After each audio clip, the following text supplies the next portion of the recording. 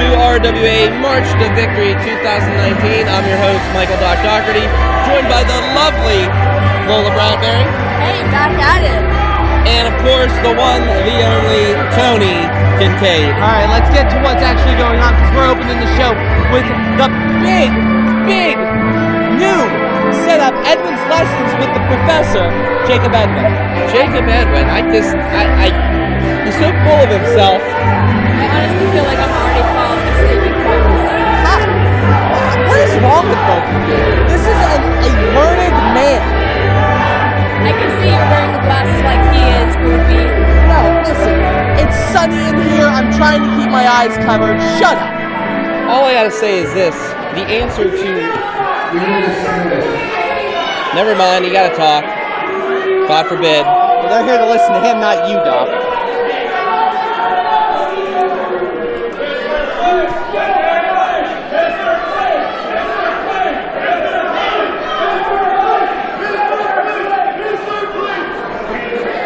That's clever. If it works. My name is Professor Jacob Edwin.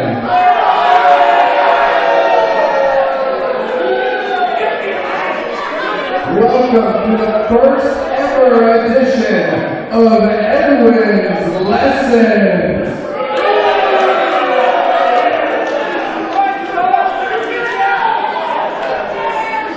I've taken it upon myself to try and raise the collective IQ of the RWA family here. Good luck with that, Professor. That is... One lesson at a time. So rude. Every one of Edwin's lessons will feature a special guest student. I happen to know who the guest student is. Make no mistake, class is in session. We have rules in my classroom. There is no gum chewing. There is no cell phone use. Put your cell phone away, Doc. I don't even have it out. You're going to have to put that away, man. Please put your cell phones away or they will be collected. Okay, half of West Newton is lifting up their cell phones. And this is the most important. There are no interruptions. I said there are no interruptions.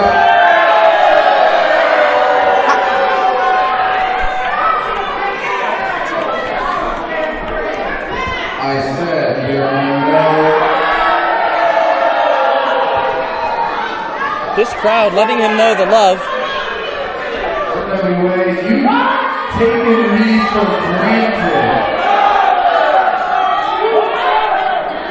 You've taken me for granted for too long. Make no mistake, this is my classroom. When I say go,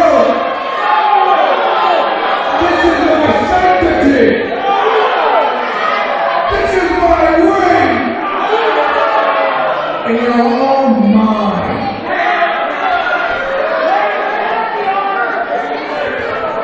So sit down. Keep your mouth shut.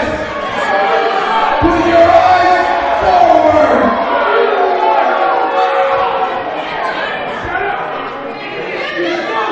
And without further ado, you all met my special guest student last month when he failed to win the match. I mean, technically that was your fault. And he laid me out twice.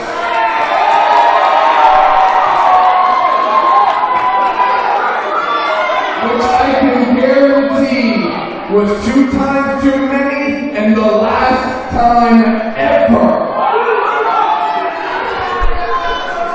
So as an olive branch, I'd like to bring out my special guest student, Ruthless Jason Raditz. Rufus Jason Raditz making his way to the ring, and one thing I could actually say that was a true statement by the professor there. Raditz took him out twice. Oh, come on, listen. We are right now in the middle of class. Class is in session. I know half of the people in this, not half, all of them, probably haven't even graduated high school, let alone college. But in the real world, you listen to the professor. I am all ears taking notes, Doc. You should too. Lola, you can't read. It doesn't really matter. Well, at least I graduated high school with honors, so I can brag a little bit. That's like, you know, I'm not even going to. You two both just settle down for a minute. I know that Jacob Edwin could get everybody in an uproar. Look at this crowd.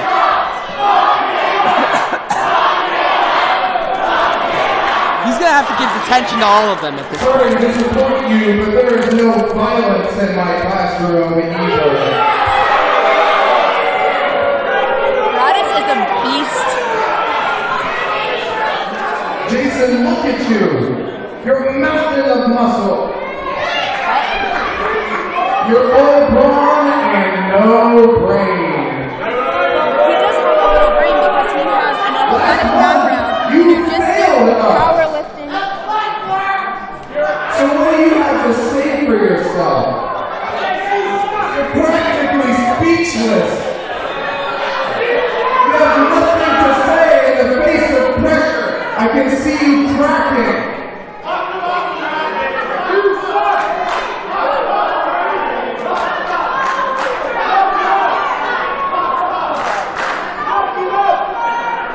Jason, I would be surprised if you could even put a legible sentence together.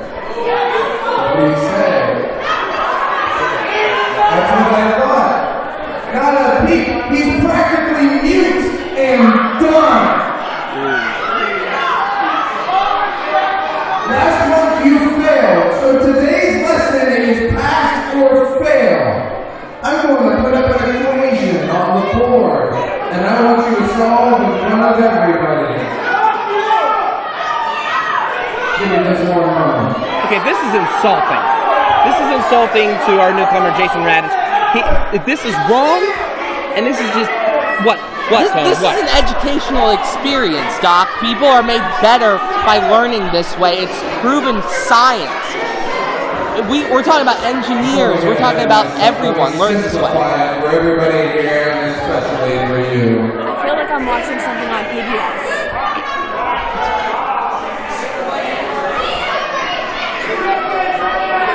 Lola, I couldn't agree more. I mean, hooked on phonics worked for me. Can it work for Jacob Edwin? 2+2. Clearly the crowd isn't hooked on Edwin.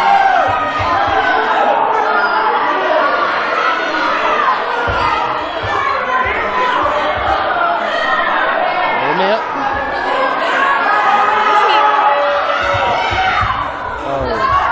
Okay, I don't think that worked out too well.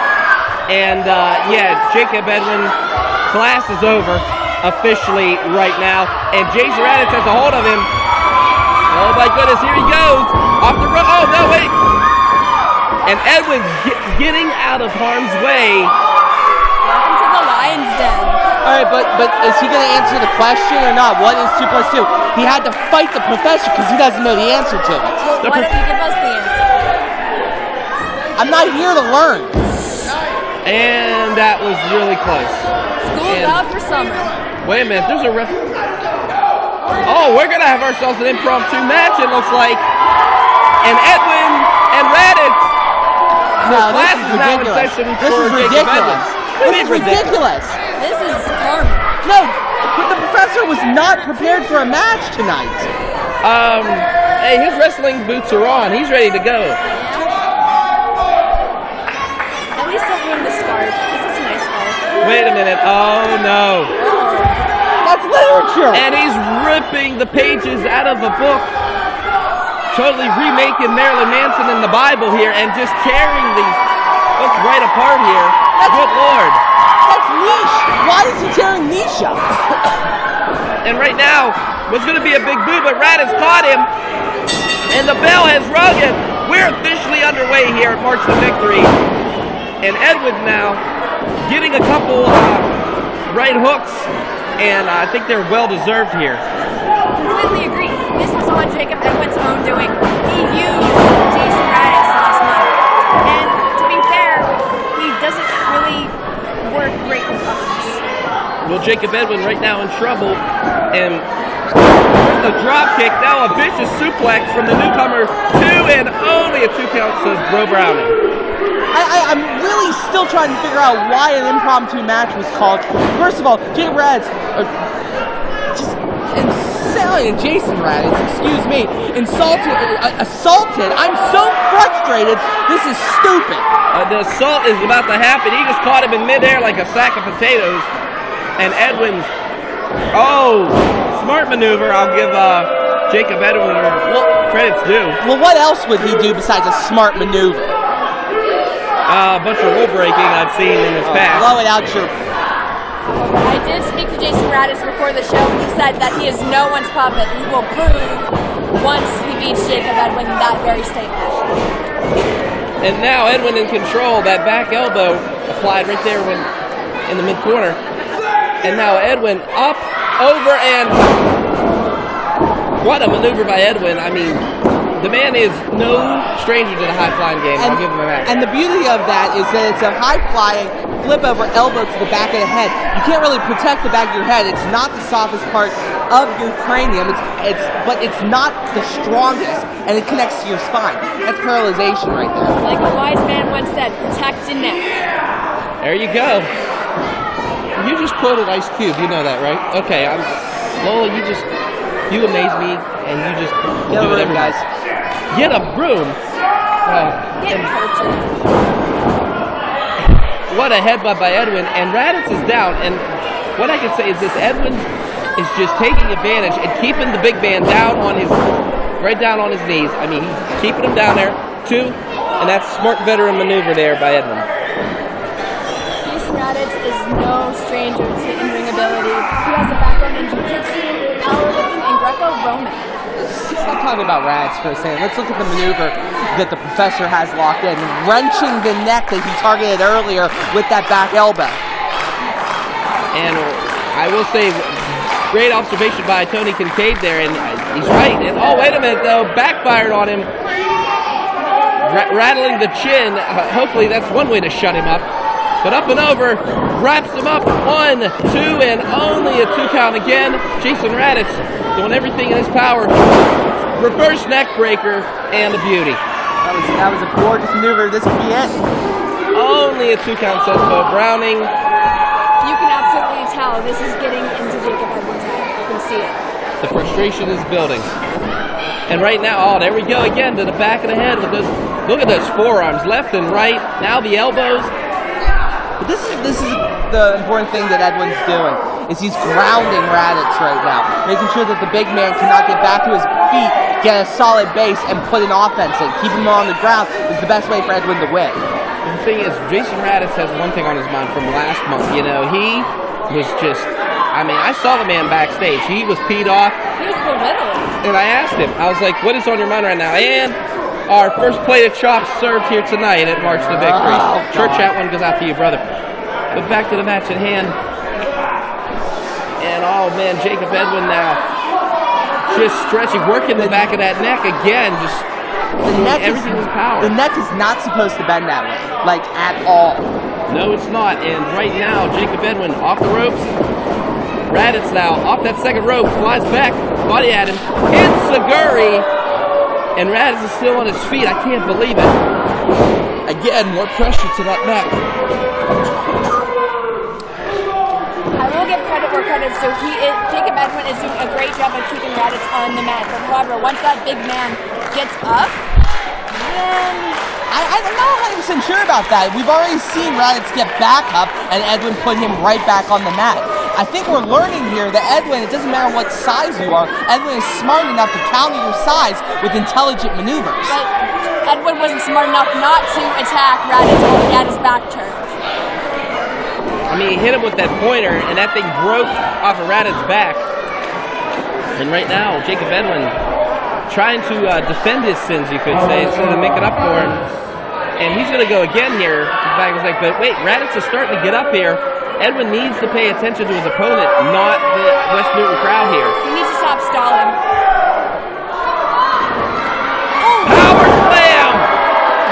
caught him in midair. What power! But look at the effect that Edwin's damage and Edwin's attacks have done. He cannot capitalize right now on that slam.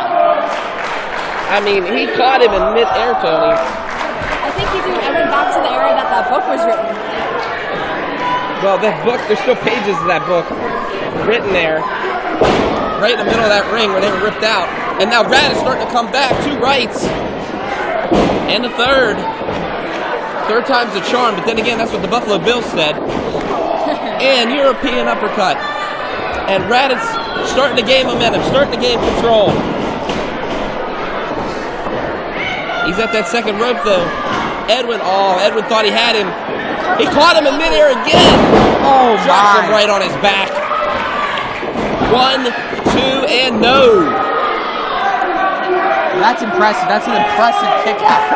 I don't know what Raditz has in his arsenal that can put away the Professor. Sometimes the Professor is just too smart to take your offense.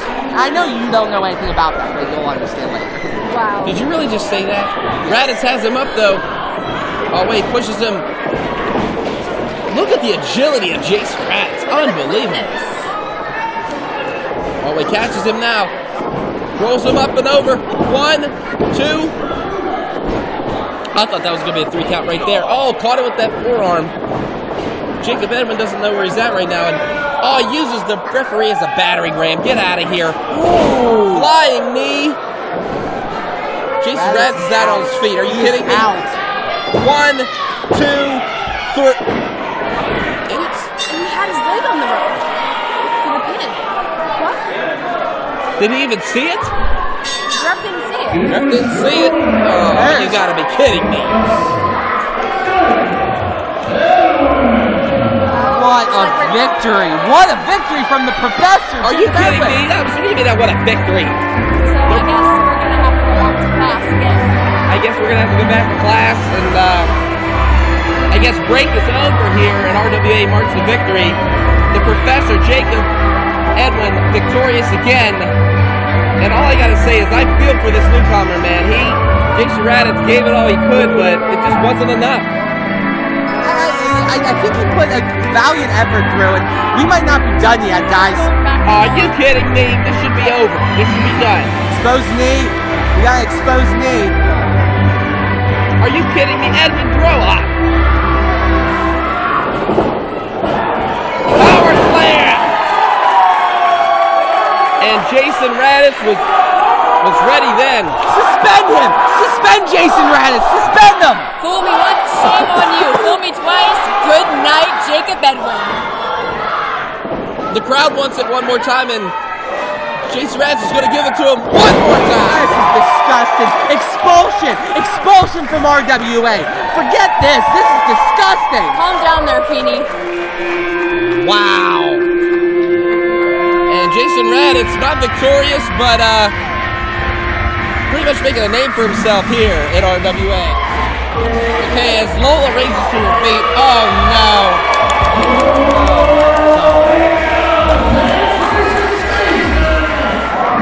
That's good.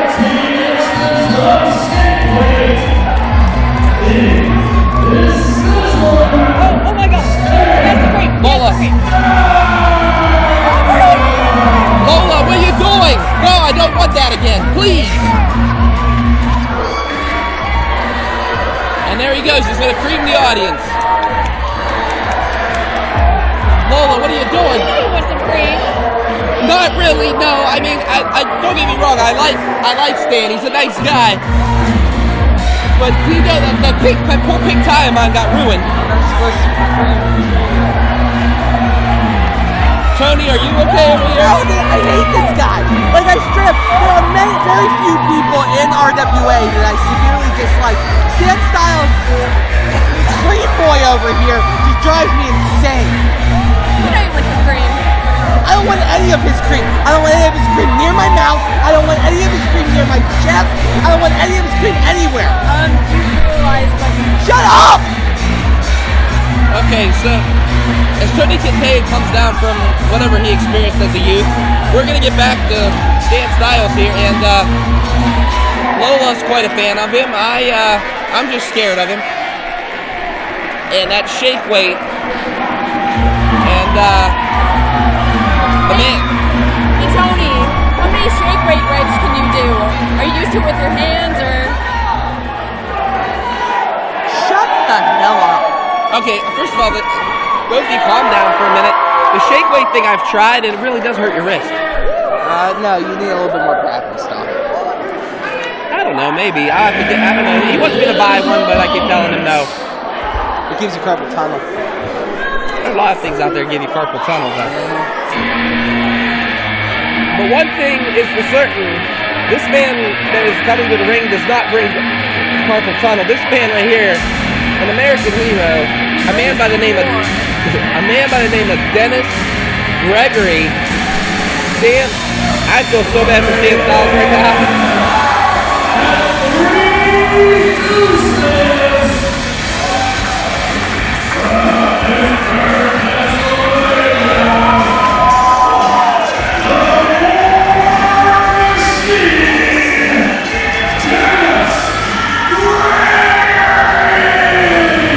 Back from military duty, Dennis Gregory, and what a way to get back from military duty, to have your hands full with none other than sizzling Stan Styles. The last time we saw him was when last year when he faced J-Rock for the 38 title, which was won held by J-Rock. So this is a huge return. I mean, coming into the ring right now, looking like something straight out of Mortal Kombat, this man right here will tear you apart. I really hope Styles did his homework today.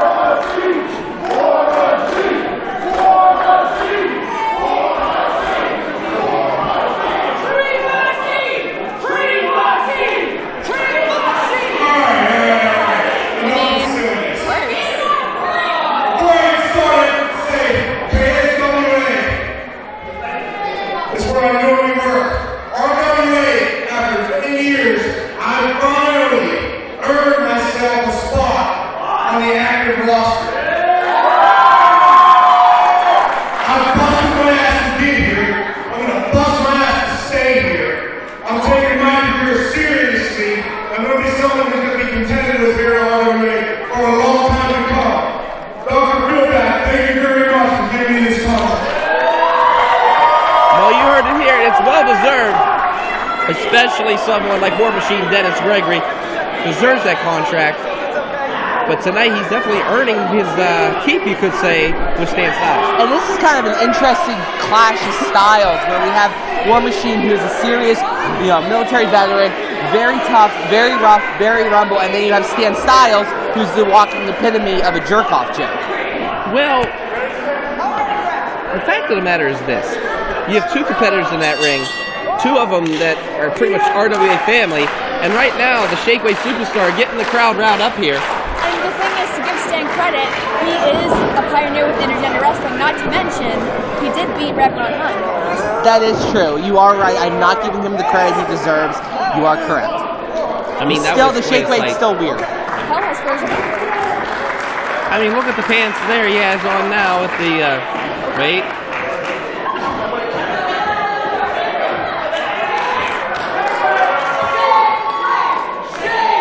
Dennis, no, he doesn't know what the heck to do in this situation. He doesn't know. I mean, I guess you got to get pumped up before the match, but this is crazy. He just caught that with one hand, folks. Dennis Gregory's about business. I don't think Styles understands that. We are having a wrestling match, right? I didn't just black out, right? We're having a wrestling match. We are having a wrestling match, and all right, test of strength here between Gregory and Styles. This will go well. I think I saw this in Dragon Ball Z once. And what exactly happened? That's the question. Stan Styles is kind of like Android 17, unlimited whipped cream stem. Oh my god, damn. You are obsessed, girl. This is the reason I go to church on Sundays. You and that man. Don't lump me in with this. Don't lump me in with this. I'm not. But back to the match at hand, right? Dennis Gregory, like I said, means business. And he wants to show the RWA pretty much the head people here at RWA that he still belongs to after a brief military absence. So thank you for your service. There you go. took the words right out of my mouth. I know, we're like tight like that. And right now, though, Styles applying a headlock and letting the War Machine feel a little bit of what he can dish out. This actually is kind of changing my opinion on Stan. Well, we had Styles up there for a minute. What a shoulder block by the War Machine, and Styles not knowing where he's at right now. And one thing about, you do not want to push this man. Ooh! Oh my. Vicious elbow, and another one. As we see Gregory getting more aggressive, I did speak to him before the show. He said that he's geared up and ready for war. He has a thorough battle plan like we're seeing here, of him just destroying Stan Styles. That RWA is in ThreatCon Charlotte. Well, right now, the thing is, Gregory is just, I mean, did you see that backbreaker? I mean, Styles is split in half on that one, and the War Machine meaning business here and just taking it to the Shakeweight Superstar. Yeah, and the Shakeweight Superstar, I will give him credit. I do think that he's taking this offense. He is way out of his league right now. Way out of his league. And Dennis Gregory now completely making a stand here, making a statement here at March to Victory. And referee right there asking Stan Styles, does he want to give up? And it's going to take a lot more than that to beat the Shakeweight Superstar, Stan Styles. At some point, though, I do have to wonder when Stan's going to pull out that multiple pants trick. I don't know if anybody, I don't know. It's the question, will Dennis Gregory get these pants, as they like to say here? And right now, Dennis Gregory sends him in that opposite corner. Gregory lining up like a locomotive, and oh wait, Styles caught him with that back elbow though. That slowed him down a little bit. That slowed down the War Machine, and so did that big boot by Styles. Has him up. Oh, well. Right in the dome. No, that's turnbuckle. Oh. Pants are confusing. Oh no. Oh, I think Lola, you're gonna get what you asked for. Get these pants. And you're about to get these pants, Dennis Gregory. How many pairs of pants was that? I counted 5, but I also blacked out and really wished I was somewhere else for 5 seconds. I haven't seen so many pants supplies since a RuPaul's Drag Race makeover. And back to the match at hand. Wow, dear. And Stan slammed his face off the apron, which, by the way, is the hardest part of the ring. Just kill me. Stan, I feel like taking Dennis Gregory out of the ring is a huge mistake. Very huge mistake, but I tell you what, oh no. And here comes the cream tails. The king of cream, shown why he has that crown. Oh. Would you like some apple pie? There's a fan that literally got his cream right on the top of his head. I saw. That fan kicks Stan Styles' ass right now. This is disgusting. Well, apple pie is delicious, but right now, I think you just poked the bear, Stan Styles. And right now, Hardest part of the ring. no, we're not going to go with the hardest part of the ring. Right now, we're going to go with the hardest part of Dennis Gregory's fists because, like I said before, the man's all business. Styles, of course, trying to have some fun with him, and oh. I don't think Stan Styles was actually prepared for this. Like you said, he seems out against Gregory's league, and to be fair, Gregory has held championships dating all the way back to 1996, all around the league. Gregory, did you see he's just carrying him around and just crushing his spine off the post? No amount of cream is going to protect you from the War Machine. I mean, I think we're all in agreement here. It's just, you know, Stan Styles' whipped cream trick was about as useful as the Masters of the Universe old slime pit, if you remember that old toy, where it ruined every single He-Man you owned. Date and time, 7:37. You both agreed that I was right and you were wrong. Amazing. We never said we were wrong. What a vicious power slam. If there's anybody that's gone wrong, it's Styles right now. Dropping that knee, and my God, is Gregory on a warpath, or am I just seeing things here? No, he's going berserk.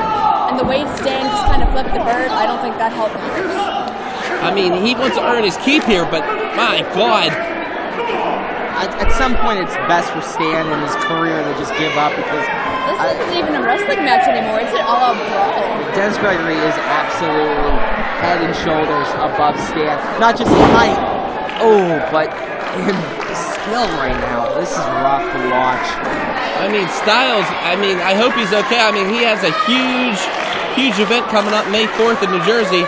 His next, you could say, intergender bonanza coming up. Well, time and date of death, 7/39. This is painful to watch. But he's actually fighting with the referee. Gregory is very fired up here. I mean, he is just irate. Oh my God! Wait a minute. Jeez. You saw that, right? Oh, don't throw the shake. There's small children here. Don't throw the shake.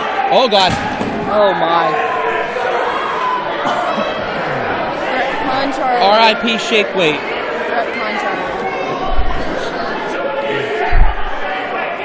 gonna break his neck.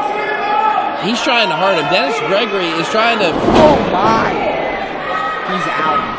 Styles could be it. That could be it. 1, 2, 3. It's over. Gregory victorious. And Styles poked the bear, and he poked it too many times.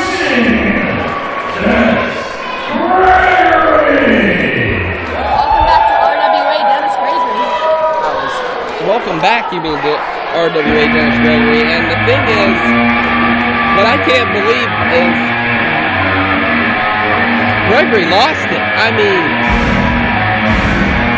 the whipped cream went one way, the shake weight went another way. I mean, I think what's upsetting here, guys, is this. Dennis Gregory has something to prove. And with Styles bringing out the whipped cream, bringing out the shake weight, the pants, everything, I really feel that was the breaking point for Dennis Gregory. Yeah, Dennis Gregory sent a message to everyone. He sent a message to Dr. Fieldback specifically. And look at these guys. Look at that. I think that message is loud and clear.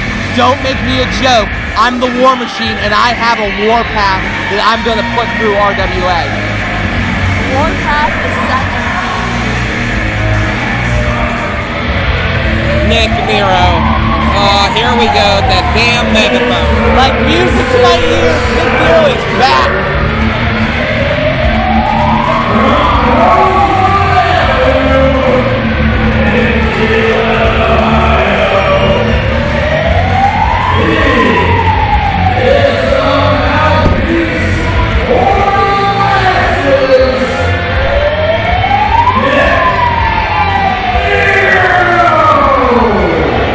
Nick Nero making his way to the ring, and he's a little mad here at the fans, you could say, of RWA.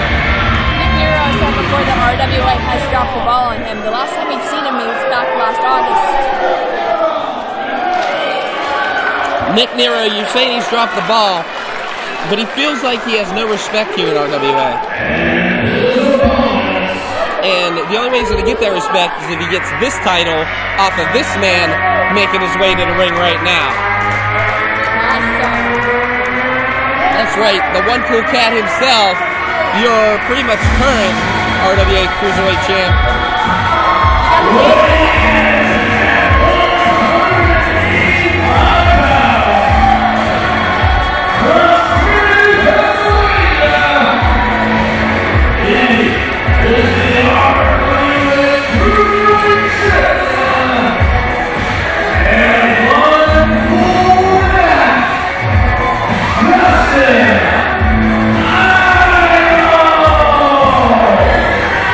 Justin Idol making his way to the ring, and look at the smile on that man's face. I'll tell you what, last month a lot of weight, a monkey was off that man's back. I'm talking about none other than Super Hentai, defeating Super Hentai here in the middle of that ring and gaining back that Cruiserweight Championship. You can basically say this is the start of a brand new chapter for Justin Idol.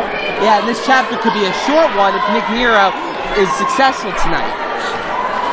Nick Nero is hell-bent you could say, on basically being featured more here in RWA. He feels like he's being neglected. And can you really blame him? I mean, really, can you blame him? This man is a physical specimen, a very talented professional wrestler, and he has not been given the chance that really I think he deserves, and anyone with half a brain thinks he deserves. I mean, despite the mega I have to give him a little credit because he has previously defeated Roden and the newly reinstated Great Akuma. So,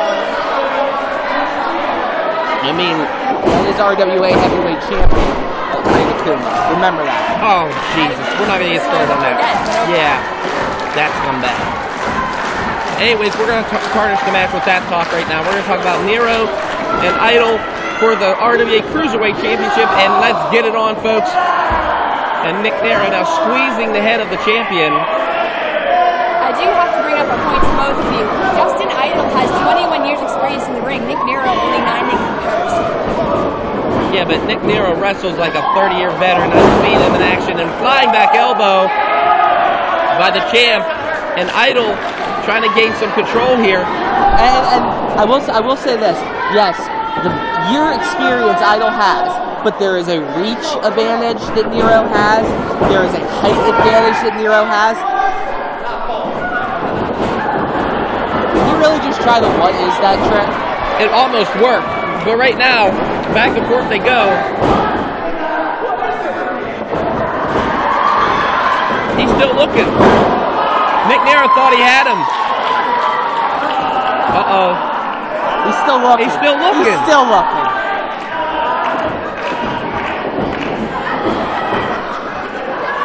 The referee doesn't even know. Then again, never mind. But back to the match at hand. Oh, now Idol got Nero in that corner. Are we going to get a count of 10 here? I'm going to let the crowd handle it. Only to the count of 6. Oh! And ow! Idol falling right on his catnips. Up and over. Drop kick to the back by Nero.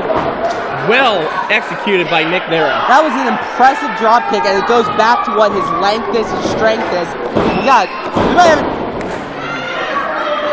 That was a quick count. Or, that was a very, very, very, very poor count by the new ref, Jerry Roberts. Yes, Jerry Roberts, referee. His name is Jerry Roberts. And his counting, I guess that was just not very good. And here comes Nero now. But again, focusing on that, just delivering the stomps to the chest. And then he started taking it out on the bottom rope. I don't get that. But right now, Justin Idol's in trouble, folks. I am very surprised. We haven't really seen Justin Idol taken away like this. Well, I mean, you have to think his energy might be a little bit sapped. You guys alluded to it earlier. He spent a long time feuding with Super Hentai. He might have overlooked Nero because of the relief of no longer having to deal with Hentai. I mean, that is kind of correct. And also, we have to wonder, can Justin Idol's mind refocus? Justin Idol is going to have to push the reset button. I mean, one thing about Idol, he's a big Nintendo fan, and one button you could always hit on that system was reset. So I really, really hope Justin Idol is focused on Nick Nero and has already started to drift away from, his vicious feud with Super Hentai. To use your illusion, Doc, there's another button you can hit, and Nero might hit it for him, and that's the off switch. Well, I'll tell you what, right now, Nick Nero is just playing all the cards right, and did you see that? And another drop kick to the spine by Nick Nero. Cover, 1, 2, and only a 2 count. You know what? I gotta say, Nero is really taking it to Justin over and over again, not really giving him a chance to breathe. Also, the thing with Nero, yes, he's showing his aggressiveness, but will it get the best of him? Will it overtake him? Idol very tired right now, though. I mean, look, Nick Nero, we've seen him take people to the limit, though. We've seen him take Daniel Eads twice to the limit. And right now, he's taking the Cruiserweight champ. Could you imagine if Nick Nero come back here after a month's hiatus and is wearing RWA Cruiserweight gold? The respect factor is pretty much the main thing Nero is pretty much focused on here. Nero is also, has proven multiple times that he is to be reckoned with as a solo competitor outside of unlocked tag team world greatness. But did you see that? I mean, Nero put his guard down for a second, and Idol was able to capitalize. I mean, just basically kicked him in the face. That veteran experience of Idol. And I gotta say, Nero's starting to get frustrated. I'm pulling for the kid. I'm really pulling for the kid. But he's starting to get frustrated because he can't pull the champion away. He cannot. That was brutal. Yes, it was. One thing about Nick Nero, I mean, you see a lot of high-flying moves, there's a lot of drop kicks, but man, when he hits you, he hits you. Just like that Inseguri, up and over, catches him, and oh! I think Idol's done. Idol's done. This is it. I think we have a new champ. We have a new champ. 1, 2, and no! Wow! Jerry Roberts. And that was only a 2 count there. Frustration is starting to set into Nick Nero. I really can't blame him. That was a bit of a slow count by referee Jerry Roberts right there. And it was. I just can't believe it. And now Nero going where he is most dangerous. That top rope. Nero has him up. Moonsault and a miss. Idol has to capitalize right here. Super kick. 1, 2. Only a 2 count, and Nero seconds away. That is a huge kick out to keep this going. That is a huge. I'm blown away because that kick has floored some pretty amazing talent in RWA, and Nero was able to kick out it too. But as big as a kick out, it's going to wear down his energy. But Nero doing the smart thing though. Did you notice he rolled towards the ropes? He rolled to safety, and that plays to what you said earlier about him being wise beyond his years in the ring. And right now, Nick Nero struggling to get up. The referee cutting him off there. Jerry Roberts. Cutting him off. What is going on here? I don't get it. Like, oh, wait a minute. He just hit him with the megaphone. Where was the ref on that one? Ref wasn't paying attention. Damn it, Jerry Roberts. We're going to have a new champion, guys. We're going to have a new champion. 1, 2, no! Wow. Wow. I can't believe what I just saw. Justin Idol just kicked out from getting pretty much shellapied with a megaphone. Good Lord. Oh. Nick Nero's beside Nero himself right can't now. do this. He is letting the RWA fans get into his head with the "you can't beat him" chants. He has to refocus and get back on the grind, or he's going to cost himself this championship title opportunity. But if he was wise beyond his years, he wouldn't have got hit. And Nero has one thing on his mind, and that is that title, and also change. Look at his pants. His tights say it the best. Change is here. And now Idol could barely stand after getting hit with that megaphone, but I mean, he is still fighting. And referee Jerry Roberts almost ran over and oh! Did they just kick each other? Did both? I think the Jonas Brothers and the Olsen twins have both got kicked. Good Lord. And the Backstreet Boys. I can't believe that. Wait, what's going on here? He's getting the crowd to tell them. The champion just kicked Nero in the... Oh my God. 1, 2, no! This is your hero? Just kicking Nero in the... One thing about Justin Idol, you know, to quote the Avengers, whatever it takes. And that's one thing about Justin Idol. It's always been a thing with him. And wait, he pushes the ref into the... He pushes Idol, into the ref. And the referee saw that plain as day. And Jerry Roberts is going to go ahead. We have a new champion, guys. We have a new champion. No, we don't. It's a disqualification. What? Are you kidding me? Nick Nero just popped him in the count to 3. There's no way. What is Jerry Roberts doing? He's disqualifying Nero for hitting. It's an awful call, Jerry Roberts. Awful call. Sorry to break it to you, Nero. Look at this. Nero thinks he's won it. He did win! He did win! We have a new champion! Because Nero overrode Justin Idol, he is disqualified. The winner is still RWA Cruiserweight Champion, Oh, give me a break! And Justin Idol victorious here, going over and giving his family a hug and a kiss. And good Lord, Justin Idol got hit right in the connection. Well, I guess it's back to the drawing board for Nick Nero. Now Nero's going to be singing that he wants it that way. That man right there, At 225 pounds, he is the challenger from Cleveland, Ohio. He is the big hands of destruction. Give it up one time for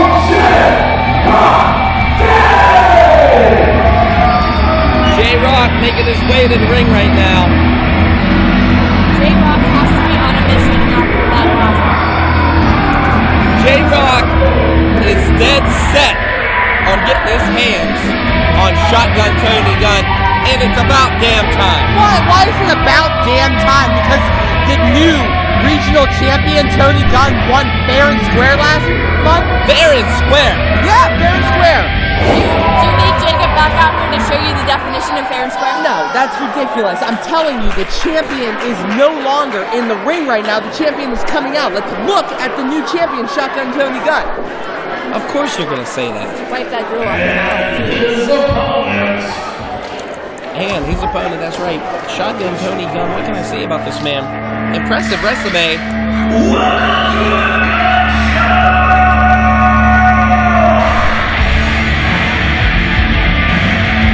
Does he have a permit? At 220 pounds, from New York, Kentucky, he is the RWA Pennsylvania Regional Champion, Shotgun Tony Look on J-Rock's face. He is pissed and on a mission. J-Rock wants to get his hands on the champion. But then again, Gunn has the resume to back himself up. I mean, the man has held titles in OVW. He's also, he has next month a tryout for Impact Wrestling. That's huge. That is huge. And I do have to congratulate Tony Gunn on that. But the thing is, he's proven he's a worthy competitor. He's a fighter, that he doesn't need his dirty tactics to win. Dirty tactics? Tonys do not use dirty tactics, guys. That is a ridiculous concept. How many times do I have to tell you that? How offensive is that? Tonys all over the world. How would you feel, Doc, if I just assumed that all Michaels were serial killers or all Lolas were showgirls? I'm going to be on at midnight after this, so... Really? Where at? I'm just playing. I'm a married man. But Tony Gunn, no love in this West Newton crowd for him right now.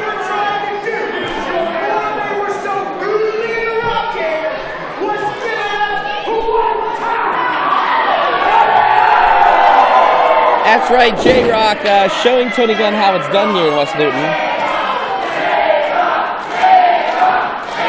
I don't think, though, one thing I can say about Tony Gunn, he never really lets the crowd get to him. No, his beard is phenomenal. Yeah, he does have a pretty cool beard. But the thing is, back to the match at hand, these guys are about to lock it up here. But we said there's a lot going on in Tony Gunn's life. And, J-Rock wants it back. I mean, if you think about it, these guys have gone one-on-one before, and J-Rock, of course, victorious.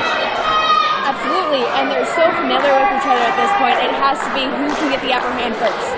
Now, how do you really plan for someone that you've wrestled so much in the last year? Like, Tony Gunn and J-Rock have faced each other multiple times now. They have the scouting reports written and laminated at this point. How do you throw a wrench into the system for either of these guys? It also all depends on who messes up first. Yeah. Well, right now, you can see J-Rock showing Gunn as, I was this close. He's playing the mind game right now with Shotgun Tony Gunn and off.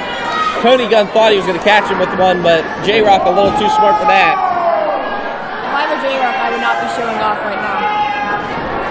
Well, I wouldn't say he's showing off. Well, again, he's playing those mind tricks with Tony Gunn, which I'm surprised J-Rock's going that route, which Tony Gunn himself is pretty much, I hate to say it, to getting his opponent's head left and right. Yeah, J-Rock's kind of taking a page out of the Tony Gunn playbook, really using his mouth instead of his athletic ability to try to beat Tony Gunn early in this match. Another thing you got to wonder, how weakened is Tony Gunn right now? Because Tony Gunn, I mean, had a grueling match against Sami Callihan just a couple weeks ago, you know, for that OVW title, and actually successfully defending it against Sami Callihan. Not many people can say they successfully defended against Sami Callihan. And right now, J-Rock just not letting go, you could say, of the Gun Show. J-Rock also, you know, he's making some marks here. RRH, you've seen him all around there. Well traveled. Uh-oh, wait a minute, though. Something happened. J-Rock's legs hurt. And, of course, Tony Gunn has now found himself a target. And this is the first real mistake that either man has made. Before that, it was jockeying for position, but J-Rock has now exposed the weakness he has. I would not chop with J-Rock. Oh, God. And I just caught his nipple. What did the referee... Wait, he just begged the referee to make him stop. J-Rock is hurt. If I were him, I wouldn't let Tony get to that knee. Oh, and there's the knee again to the turnbuckle. And Tony Gunn has found something to capitalize on. And my God, J-Rock should have gave that knee a rest, but no, J-Rock got a little bit too ahead of himself. And that's his lead foot, so every punch he throws, every chop he throws, he's leading with that foot to create the momentum. Every move he makes is going to be bouncing off of that leg, so every suplex, every throw, every punch is going to injure that knee more and more. Right now, Tony Gunn is in complete control, and all because, you know, J-Rock, like Lola said earlier, you know, it's going to be the person that messes up first. It's going to be the person that makes that first slip. And Lola, you called it. Look what's happening right now. And with his offense working on that knee, it's going to completely throw J-Rock off. He has to find something new. Oh, wait a minute. Now J-Rock's trying to come back now, but look at J-Rock's very ginger on that leg, very tender. And the force of his punches, his chops, have lost some luster because his leg is injured. And now Tony Gunn working that leg again, and this has a drape through the ropes. And you only got to the count of 5, and Tony Gunn is using that to his advantage. And right now, lines him up. Oh, drop that forearm to the face. And J-Rock is just, he's swinging that head around. My God, he looks like Bald Bull right now from Punch Out. He is out, folks. Good Lord. J-Rock might be out cold. J-Rock is taking a brutal beating from Tony Gunn. We haven't seen J-Rock be so beaten down like this before. No. And I have to wonder, is that loss of the title hurting him a little bit mentally? It's a really good point, Lola. Like, what has losing the title really done to his mental capacity? How long has he had the title? The aura is gone. Yeah. And right now, oh, wait a minute, did you just see that? And Tony Gunn pretty much got thrown out the ring faster than R. Kelly at a senior prom. Whoa. Good Lord. Doc. You can't say that. But next to ignition. I will say this, to bring it back, that force he used both his feet to kick out, but you can see J-Rock is still favoring. So think of what that kick out of the ring did to that leg. Every move is hurting him. And wait a minute, did you see that shot to the solar plexus? J-Rock now trying to gain control here. Still, again, moving gingerly on that leg. And J-Rock trying to gain momentum. Sends Gunn into the ropes. Has him up. Thought it was going to be a back body drop, but Gunn caught him. Kicked him right in the jaw on that one, folks. Here comes Gunn. And like Tony said, he's favoring his knee, which is a huge Big Russian leg sweep right there. Favoring his hurt leg is a huge mistake. Yeah. He's only making the injury worse. And right now, Tony Gunn is on the other hand here, or on the other side of this, you could say. Can J-Rock gain that momentum back? Can J-Rock get his title back, which he's been waiting to do? Now remember, Tony Gunn has championship's advantage. He needs to be pinned or he needs to be submitted for J-Rock to win the title. Okay? So we have to understand that all the onus is on J-Rock to defeat Tony Gunn. This is a very stressful situation for J-Rock. I wonder where his head is coming into this. But right now, the gun lock is applied, folks. The gun lock is in, and this is it. I've seen lots of people tap out of this so far. This, I think, if J-Rock doesn't get to those ropes, we're going to see a tap out right here, folks, at March of Victory. And every second he's in that gun lock, it's absolutely destroying his knee. So, and the thing is, we've seen J-Rock being completely taken down and broken down since the beginning of this match, and he's weak right now. I will give J-Rock credit for not tapping to the gun lock right there. Oh, wait. 2? That was a small package. Whoa, don't be so rude. No, I was just saying it was a small package. 2 and put him up. I was just calling the actions as I see it. And you're right. Look at that. Again, Tony, that's 2 times. Drops him on the back of the head. J-Rock with the pickup gun and that leg, that support, gone. He doesn't have the strength. Could not lift him for the drop right there. And he's having trouble kicking out, too. Notice Tony Gunn is hooking the injured leg, so he has to use that leg to kick out over and over again. This is a really well-scouted match by Tony Gunn. I mean, he is laying the click, click, boom, and he is laying at the J-Rock right now, but can J-Rock come back from this? That's the question. We've seen J-Rock come back from worse. Oh, here we go with those chops again. I don't think that's something, I think Gunn learned earlier in the match. That's one thing you don't want to trade with J-Rock. Has him. Rolls him up. 1, 2. Oh, the Gunn has him. He has the tights. He's caught this time. Bo Browning caught a tight pull. Hell has frozen over. Thank you, Bo. Bo doesn't know shit. Language. I didn't say it. I didn't say it. Yeah, this is why my child can't come. Thanks. And oh! Saw a little bit more of Gunn than I thought. And it was a full moon there for a second. But back to the match at hand. J-Rock now. Flips, if you will. Very well called roller. Headbutt by J-Rock. And the chop. At this point, J-Rock has to find a weak spot in Tony Gunn if he wants to survive. And these two are going back and forth, though. It's just exchanging blows after blows, receipts after receipts. There goes the second nipple. All right. Off the ropes and oh! What a discus punch right there. Wow! I think he's referring to him as click, click, boom. That's something that the forearm there. Oh, was it a forearm? Yes, I mean, he just threw it. But the thing is, since J-Rock is on the outside, he does have a little bit of time to recover and regroup. Well, J-Rock, but here's the problem. Because of Champion's advantage, J-Rock needs to get back in the ring. Tony Gunn can just let him stay out there until the 10 count. I hate to say it, but he's right. This is done. This is as good as done, guys. Champion's advantage, and Gunn knows to take advantage of this. One thing we've seen before, we know about Tony Gunn, and we know how he likes to take advantage of things. But J-Rock just in the nick of time, saving his opportunity here, his rematch for the PA Regional Championship. But how awake is J-Rock right now, and he might not be awake for long. Up and over the ropes he goes. And now, Gunn to the top rope. And J-Rock starting to just throw those blows and fight him on that ropes.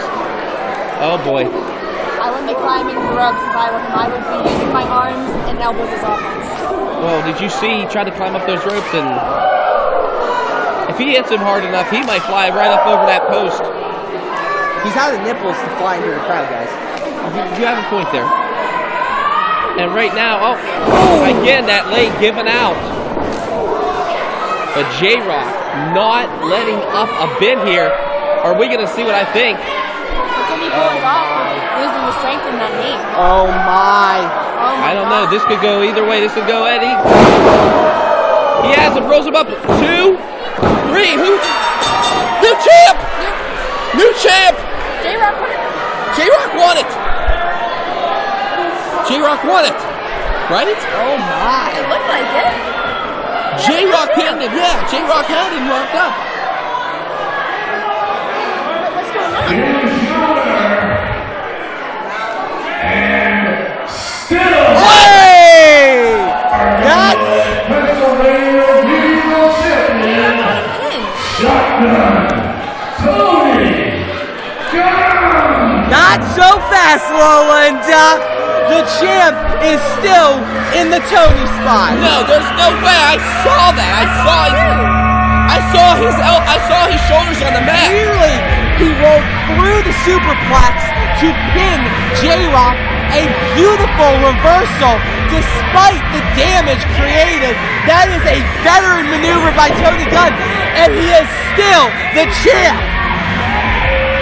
What's he doing now? He's sitting with a... Oh, there's actually a Tony Gunn fan in the crowd. I guess someone did escape from R. Kelly's house. But back to the match at hand. I cannot believe what I just saw, folks. This is a travesty. What the hell did Bo Brown and see that we didn't? I will say, J-Rock has even more fuel to regain that Pennsylvania Regional Championship now. If I am J-Rock, I am filing some kind of grievance. A grievance? Are you insane? This is professional wrestling, not the union, okay? We don't file grievances. Tony Gunn won fair and square. That's it. Your gun gets to the back of the line. Well, I'm going to have to go grab a dictionary from Professor to show you the meaning. What I can't believe is this. J-Rock, this isn't the first time a referee has kind of made the wrong decision. And oh boy, I think it's starting to settle in now. If I were Bo, I'd be getting out of there. Oh, stop being such a weirdo.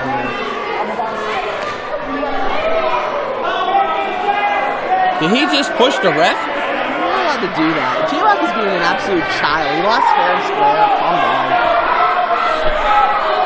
I mean, J-Rock stating his case, Tony. I mean, I don't blame him. Oh, you no. make your case by putting your hands on the ref? That's not a smart decision. Oh, no. Is this what I think's going to happen? If J-Rock throws his punch, he's getting fined, possibly suspended. He's definitely not going to get another rematch. Oh, boy.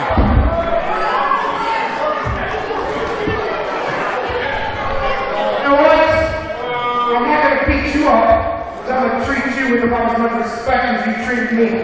I'm about tired of these referees. No disrespect to anybody. Last year, twice, not once, I won the RWA title. Right here, this building, this ring. You all saw it, and you all know it. And the referee took it away. Derek, you're bringing in wrestlers from around the world, but you have got the worst referees ever. I'm not here in April, and you know what? I'm about sick of all this crap. I'm not. Look, man, I'm not a sore loser. But these referees have cost me one too many matches. And it might be a long time. You're going to have to do a lot of talking. Maybe I just maybe will. Maybe I just maybe won't come back. But I'm not going to be here in April. And Derek, you got some work to do if you want me to come back with me. Because I'm about sick of this crap. Oh, jeez. Oh, we can't have this. I can't imagine RWA without J-Rock. Neither can I. Who's going to take on Tony Gunn? Someone else, and I'm absolutely fine with J-Rock never coming back. One time, goodbye. Talking about this man right here. At 220 pounds, from Knoxville, Tennessee,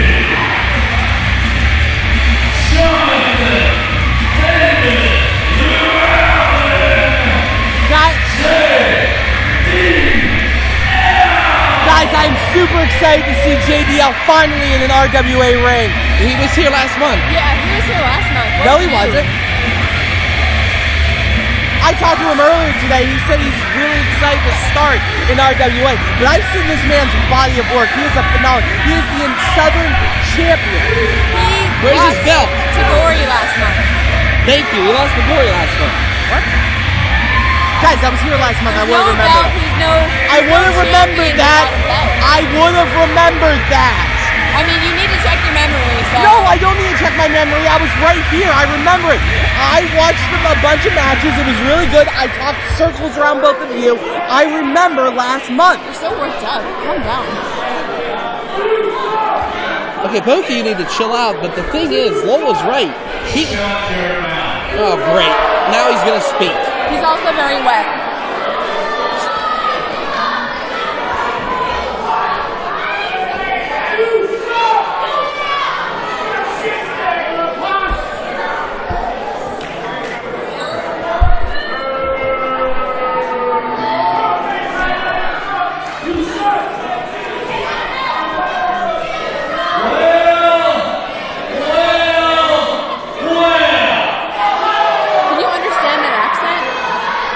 It's Southern. He's the pride of the South. He claimed it last month when he was here.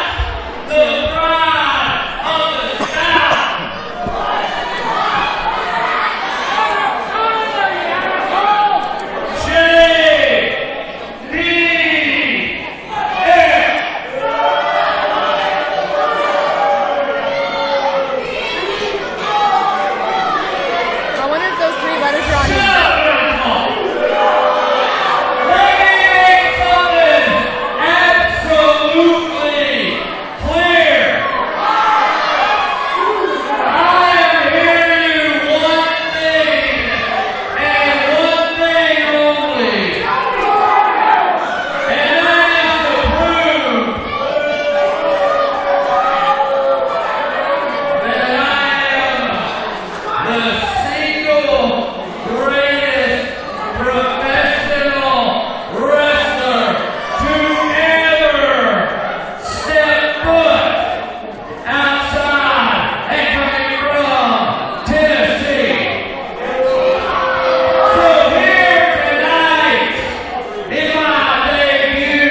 See? Debut match, guys. Maybe Gory knocked his memory clear back to Tennessee. Every single one of you, went Duke back with a redneck hits. Just exactly what Southern Wrestling is all about.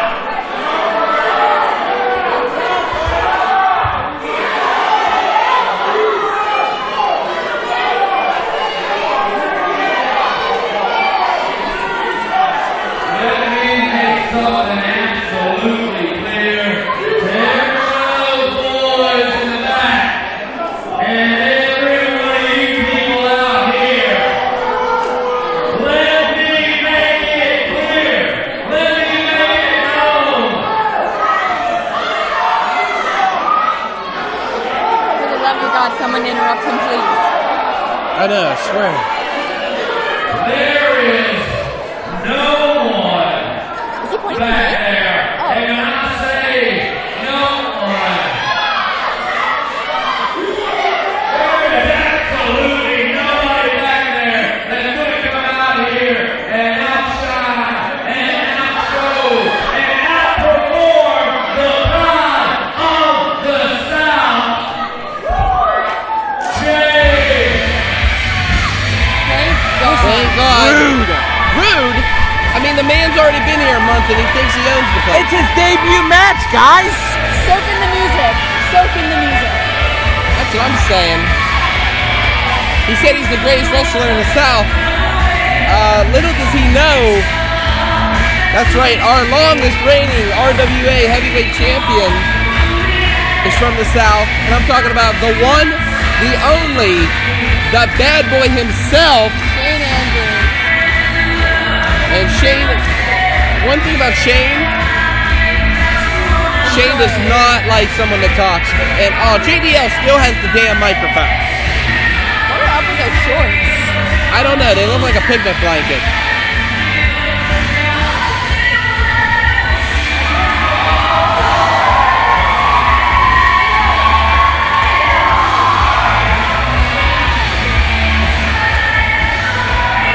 And Shane Andrews making his way to the ring. And JDL, I think, is bit off a little more than he can chew, because that man right there is from the South. The better part of the South. Define better part of the South. Well, he's not JDL, so, I mean... Anything's better. Never mind.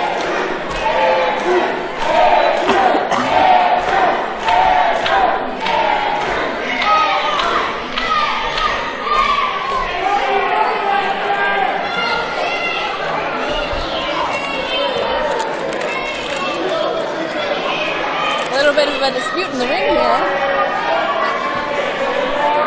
Looks like Shane Andrews is a little intimidated by Intimidated? JDL. He came to fight.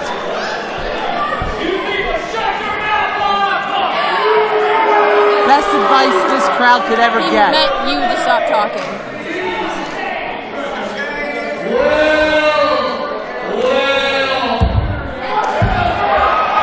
That's so Thank rude. God. That is not a Southern gentleman. Shane Andrews is not a Southern gentleman. Oh, honey, bless your heart.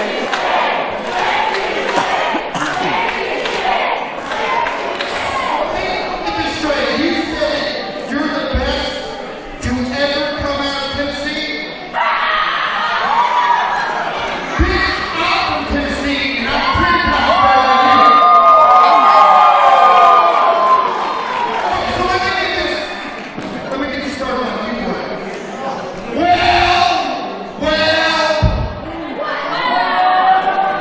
Uh-oh.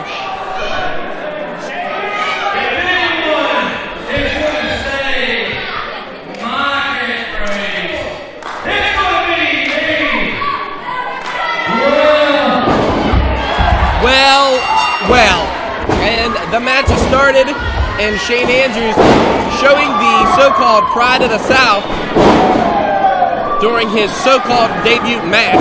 That's an awful way for Shane Andrews to introduce this talent on his debut match to the ring. He's starting from the bottom and coming to RWA with a glimmer in his eye, and Shane Andrews is being rude like that.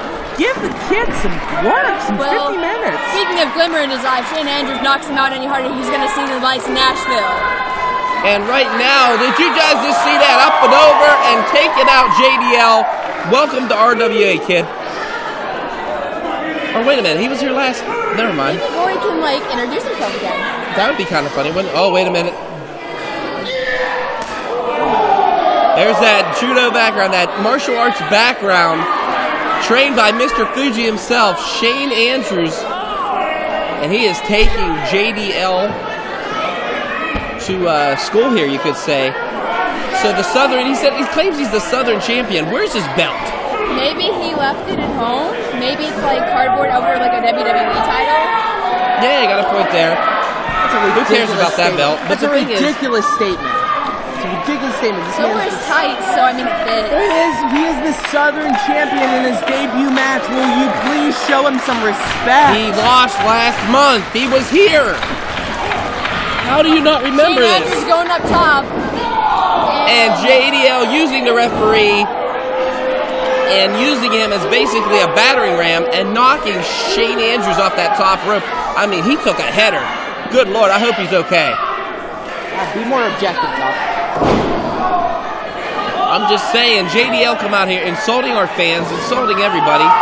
Up and, oh my goodness, vicious body slam by the one known as JDL here, the so-called pride of the South. I wonder if he has copyright on that.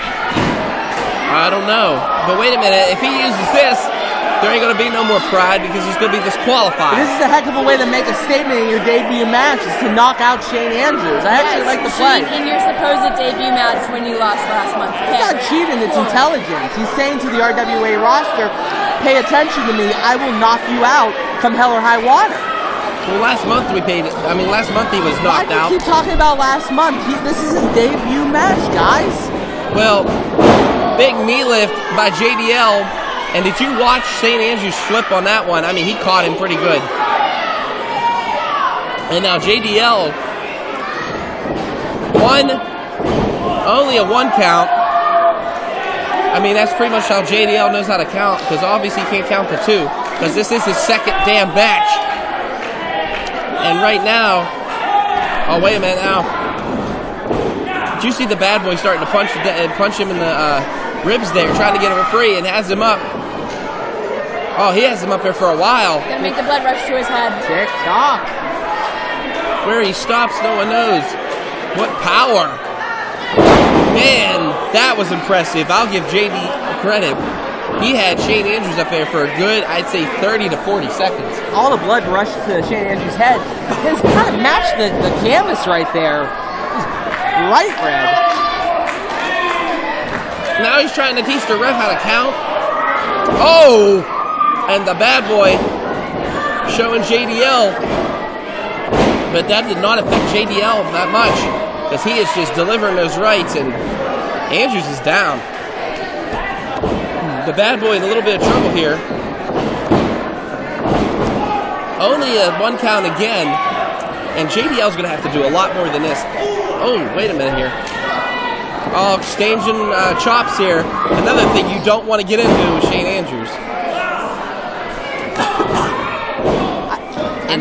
I'm interested to see right now in JDL's debut match what kind of style he brings to this ring.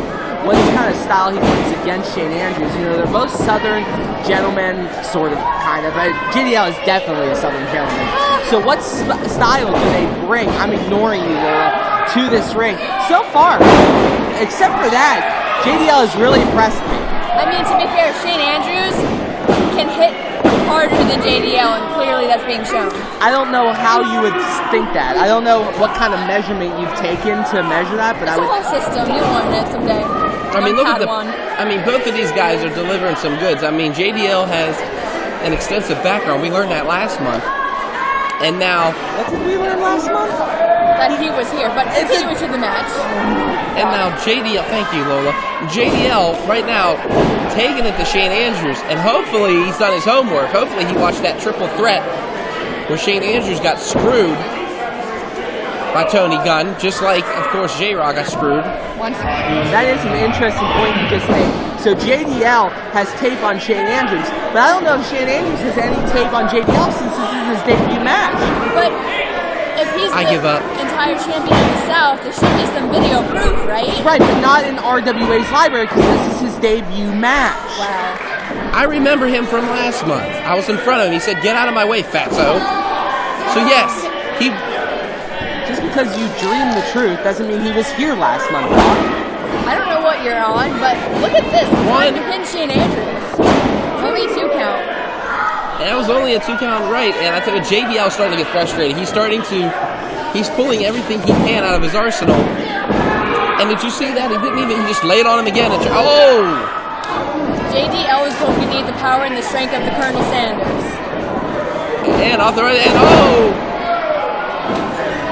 I thought they both hit each other, but JDL... Not taking the time to pin him. That's right, he's giving Andrew so much time to breathe. 1, 2, and out again, kicking. I actually kind of think that was a smart move by JDL.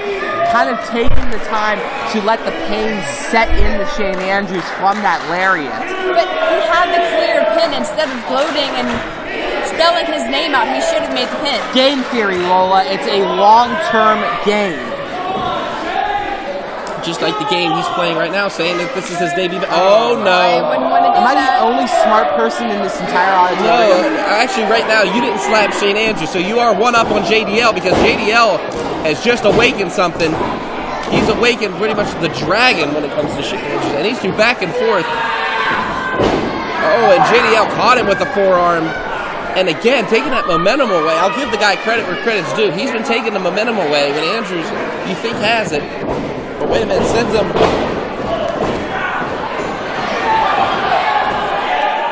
That kind of backfired.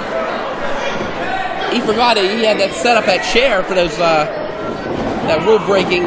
Maybe it was good for him to take a seat mid-match to take a breather. You never know. Yeah, but JDL's hurt his leg now. And now Shane Andrews in control, back elbow, and now the bad boy in control.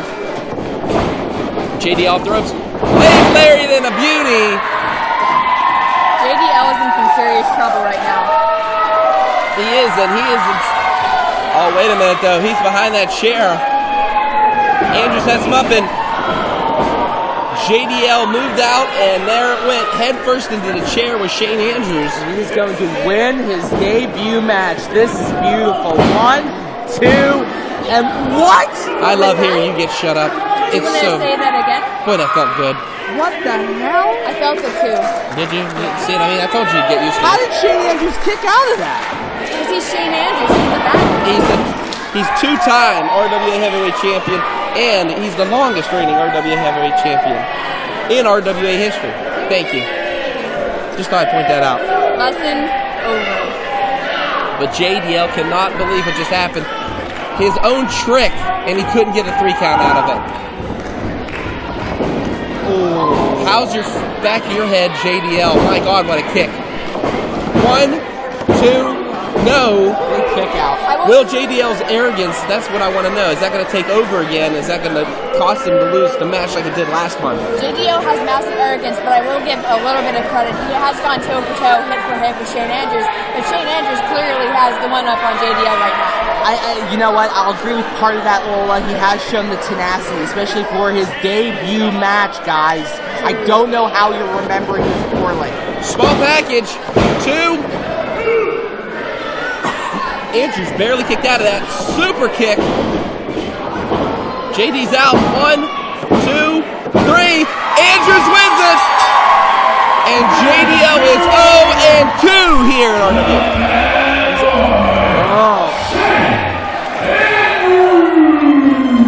Outsmart the bad boy.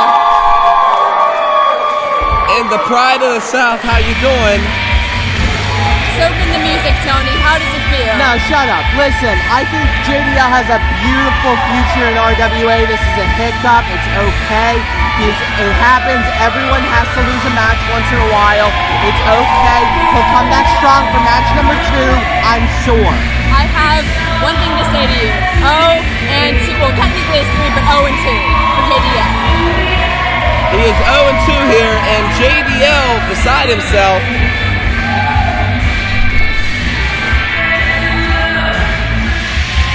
Yeah, don't make the same mistake Lola did.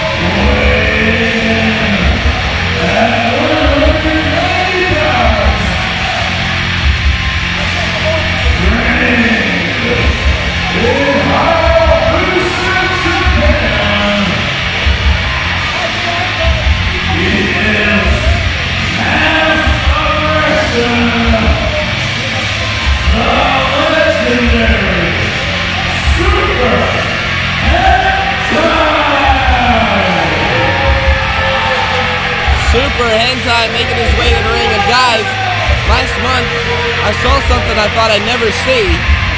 Hentai handing over the Cruiserweight title to Justin Idol, who they've hated each other for how long, and a sign of respect and shaking the man's hand. But I do feel, however, tonight that respect is short-lived, because tonight Hentai has to focus on LODI. That's right, Lodi. And I wonder what's going through the head right now of Super Hentai. What is going through the mind of Super Hentai right now? I mean, to start over again after investing himself in making Justin Idol's life a living hell. Is he going to do it here? That's the question. But this man in West Newton needs no introduction. Tony loves Lodi. Lodi and I have had our issues in the past, but, you know, we're cool. We're fine. Me and Lodi are like pals, so... It's because you guys both have the same first name.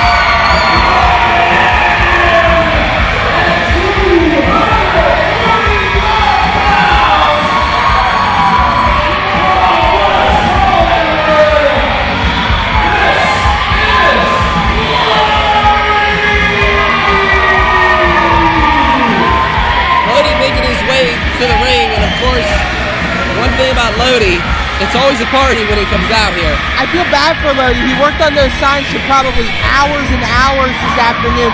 None of these guys can read.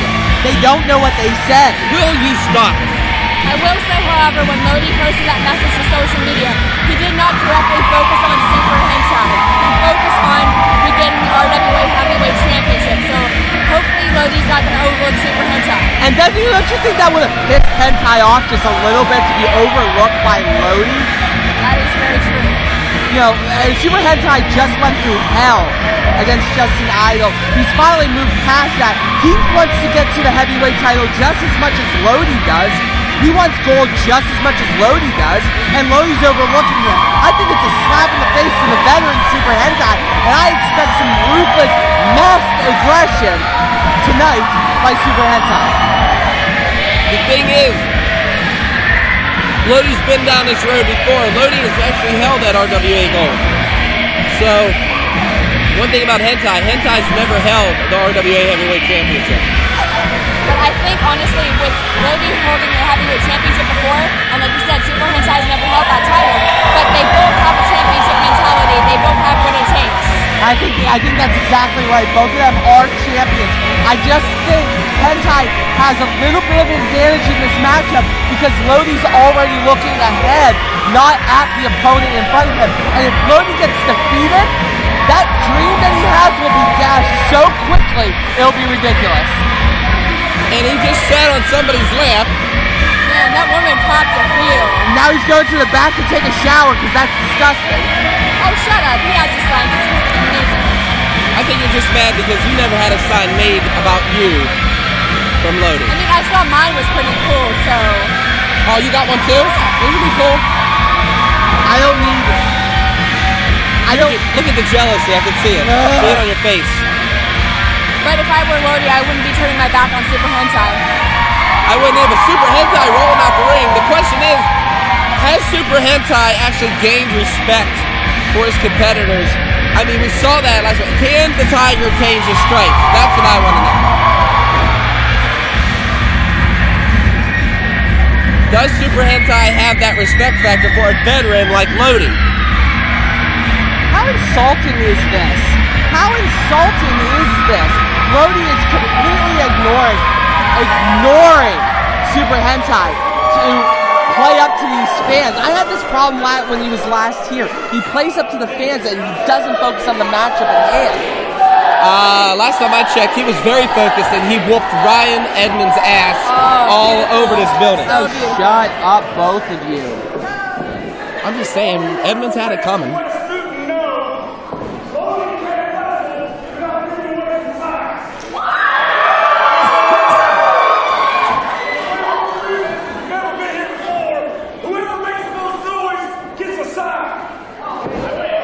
He wants to give some signs away. Lodi's going to give some signs away here tonight. Well, Lodi is handing out his signs. Super Hentai is developing a plan on how to defeat Lodi. I cannot hear either of you over how annoying this is right now. We mean annoying. I mean, he's getting some of the best crowd reaction. These fans, they can't read the signs. They don't know what they're holding. I've never seen someone get so angry over signs, and now you know how we feel about you being so annoying on here. You know who used to get this angry over these signs back in the day? Church. Great minds think alike. Great minds think alike. I'm just saying. The church learned to love Lodi. You know. Everybody loves Lodi. Right. This should be a TV sitcom. Lodi loves RWA. That's what that sign says.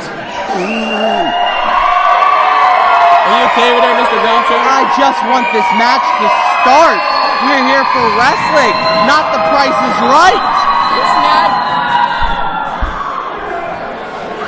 So, does that mean that you're the Yodel man? What? The Yodel man on The Price is Right. Oh, shut up. First of all, can you please treat our third commentary partner? I am treated. This is respectful. Go fall off the mountain. Okay, back to the match at hand. Okay, the signs have been given away. We're going to get this thing started. And these two... Oh, God. There's a wrestling match going on, guys. Thank God. No. Wait. Hentai's asking him to stand up. He wants... If you're Hentai, wouldn't you let him sit down? Like, I mean, Hentai's ran into people like a wrecking ball, basically. Hentai spent the last 8 minutes getting insulted by Lodi and the sign commission over here. So I think he's a little within his element to be ticked off that Lodi spent so much time Quick jabbing roll up around. on Super Hentai by Lodi. That right was out the gate. a very quick roll-up. Very good observation. Pulled the back of his mask. He did not pull the back of his mask. Clearly pulled the back of his mask. Didn't you see? He pulled the back of his Unless mask. his head was up his ass. Just saying. I mean, he rolled him right up for a pin. I will say, I attempted to speak to Super Hentai before the match, and he called me some weird, strange names and told me some weird things, but he said his next plans are none of my business, but, however, involves the quest for another championship in the near future. And the thing with Super Hentai, he does have something in common with Lodi. He has had that flock mentality with his former founding father returning Dennis Gregory here. Wait a minute, what's he doing now? Hentai playing some mind games? No, he's mad. He wants the crowd to just be on his side, and these two are locking up now. It's kind of insulting. It's kind of insulting that the fans are not on Hentai's side after he's put together such an impressive category of matches with Justin Idol. You'd think they would have learned how to respect him after the war that he's gone through. They're respecting Justin Idol earlier this evening. Why does Hentai not get the same love? Hentai's burned a lot of bridges. I mean, especially with these West Newton fans. We've seen it. So I think it's going to take a lot more than just a handshake and a handover of a belt that he rightfully lost. If it's going to take more than a handshake and, a handover, what about a hand? Never mind. You mean... First of all, you need to calm down with that one there. But Tony's going to give a handshake and a hot dog after, so... Oh, dang, we just went there. But back to the match at hand. Lodi squeezing that head of Hentai like a grape. And Lodi has a good control of this matchup. I mean, you got to think about both of those men in there are veterans in their own right. Lodi's seen it all. I mean, so is Hentai. Hentai's been to Japan, for God's sakes. He's been trained out of Hayabusa, Japan. And as you can see, Lodi does have a little bit of a height advantage on Super Hentai. Just a little bit. But one thing about Hentai, fast, agile, and most of all, strong. Well... Except for the... Yeah, well, Lodi's good at doing that. I thought this was going to be a hip toss. Oh! Right in the tum-tum. And hashtag hip toss. Has him up. Big body slam. Only a one count, guys. Look at the pace of Lodi. And he did say he will bring whatever violence is necessary, and I think we're going to see that very, very soon if we haven't seen it already. Check out how smart Hentai is right now. Rolling out of the ring, getting his breath, getting a little bit back, especially after getting hit in the stomach, so his solar plex was a little bit stretched out right there. Lodi's stalking Hentai on the outside. And Lodi just delivering the headbutt to Super Hentai. Lodi took a little bit out of him on that one, too. Uh-oh. That's the water. Time to get wet. Whoa. And the crowd just got doused with some water. That's the first bath they've taken all month. Where did he put that? I call him like I see him. The man who bathes in cologne from Aeropostale. I smell better than you. I smell peachy. What are you talking about? All I know is there's a row of chairs and somebody is about to go through it, and that was Super Hentai. When Lodi's here, someone's going into chairs. Oh, here we go. And here's the violent side of Lodi. I think this match just got changed to Lodi rules. Ref really needs to get a hold of this match. We're going to even have a semblance of a wrestle. And right now... You get thrown into a chair. You get thrown into a chair.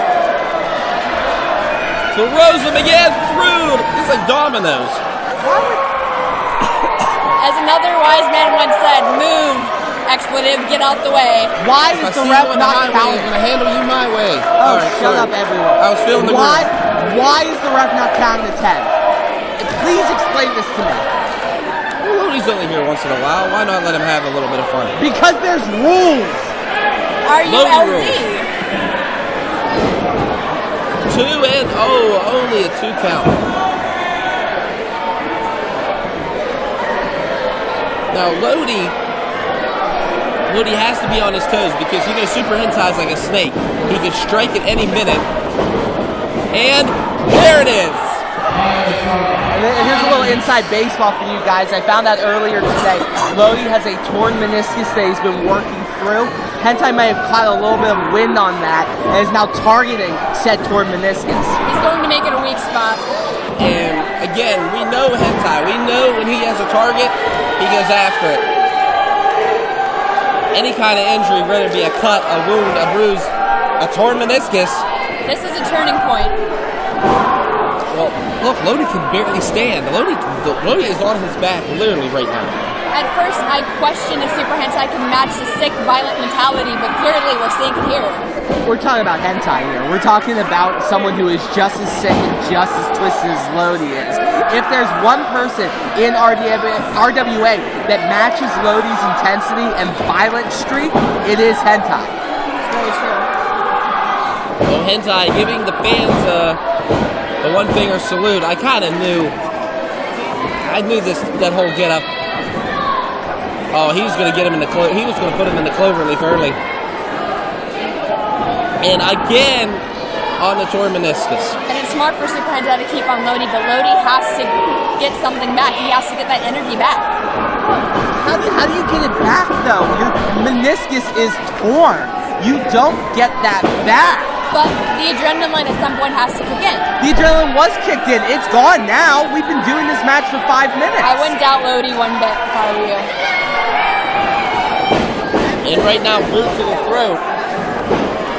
And hentai in complete control. Something I thought I wasn't going to say by the beginning of this matchup. I mean, Lodi was tossing hentai like just basically like a dodgeball through those chairs. And right now, one kick to the torn meniscus, and it is all completely Super Hentai right now. Wow! Hentai shouting some obscenity to the crowd.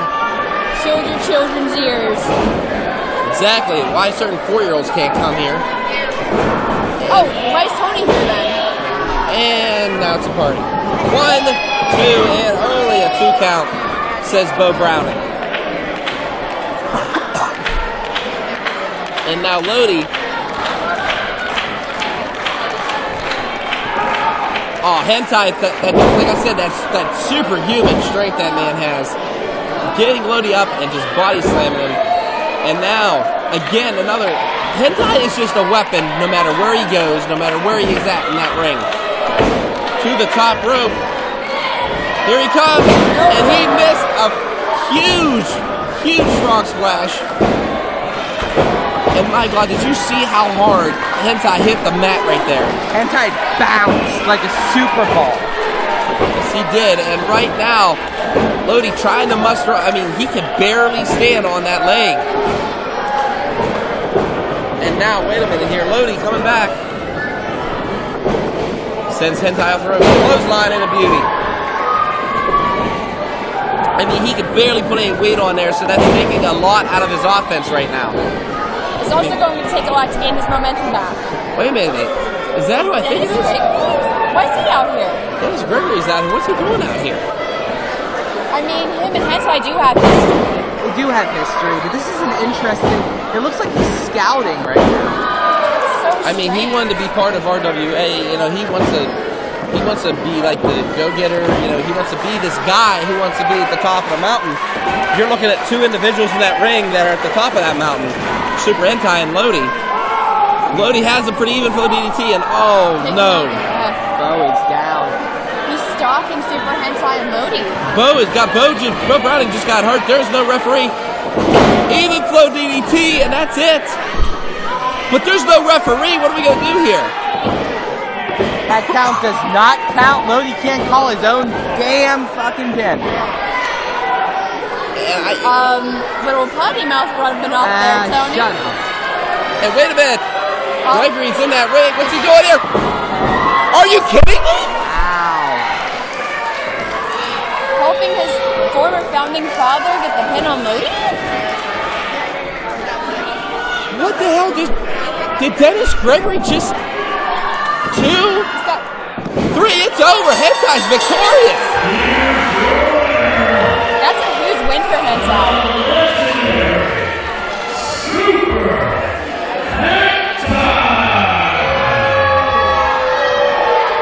Dennis Gregory he just helped Super Hentai.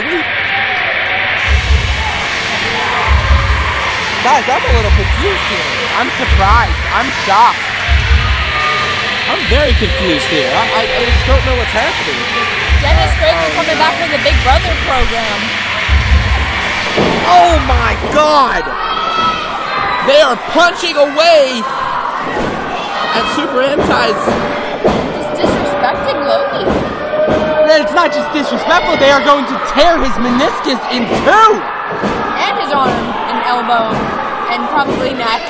Stretch Armstrong has nothing on Lodi right now. They are bending him in ways the human body should not bend. Lodi's hurt.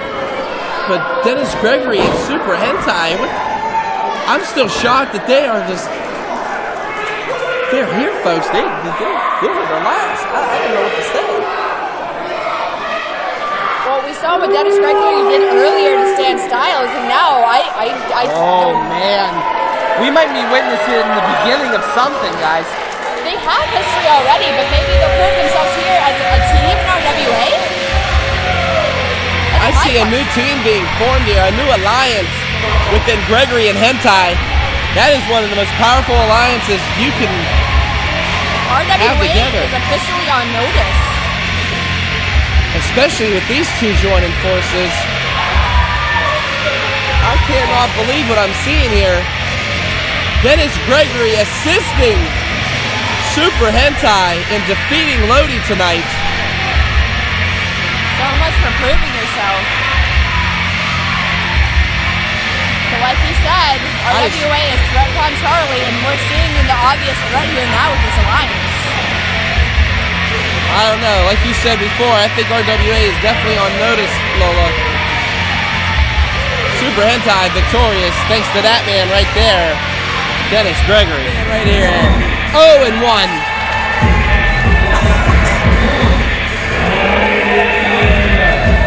I challenge you guys.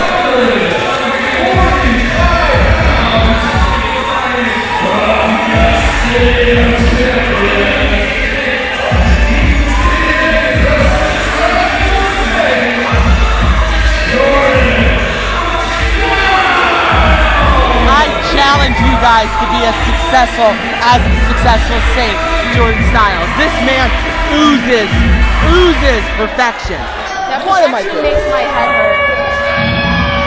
Whoa. No. Oh, what a get! What a get, guys!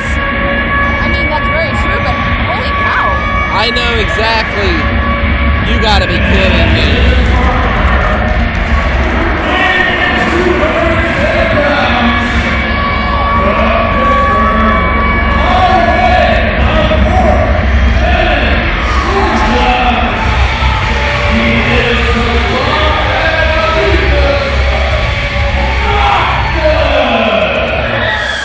Noctis and Jordan Styles. The successful Saint, Jordan Styles, and Noctis. Really? What a get, guys. That is a team to be feared. What do you mean? Alright, if you're going to talk about fear, you got to fear this team that's walking out here now. The RWA Tag Team Champions. Especially this juggernaut right here. That's right, John Roden. I can only hope that they're on the same page. Well, they're not together, so that's a start.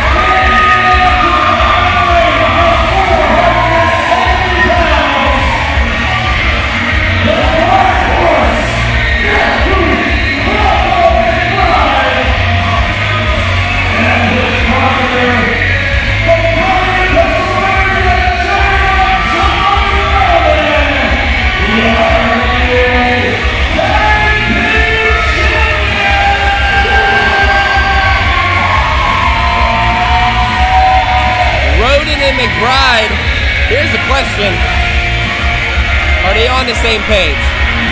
It looks like it. I'll be completely honest. The way they came out, that's the most cordial they've been in months. They look both equally focused. They follow the same path around the ring.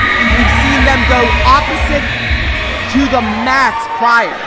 And the thing is, when they are on the same page, John Roden and Bronco McBride, they are a force to be reckoned with. But against the successful Saint Noctis, they have a challenge ahead of them. Yeah, I gotta agree with you, Lodi. Or not Lodi, Lola. My bad. Get it right. Nah, whatever. We're talking about two very successful people here in Jordan Styles and Noctis. And this is an interesting matchup, guys. I'm really intrigued to see how these two teams compete.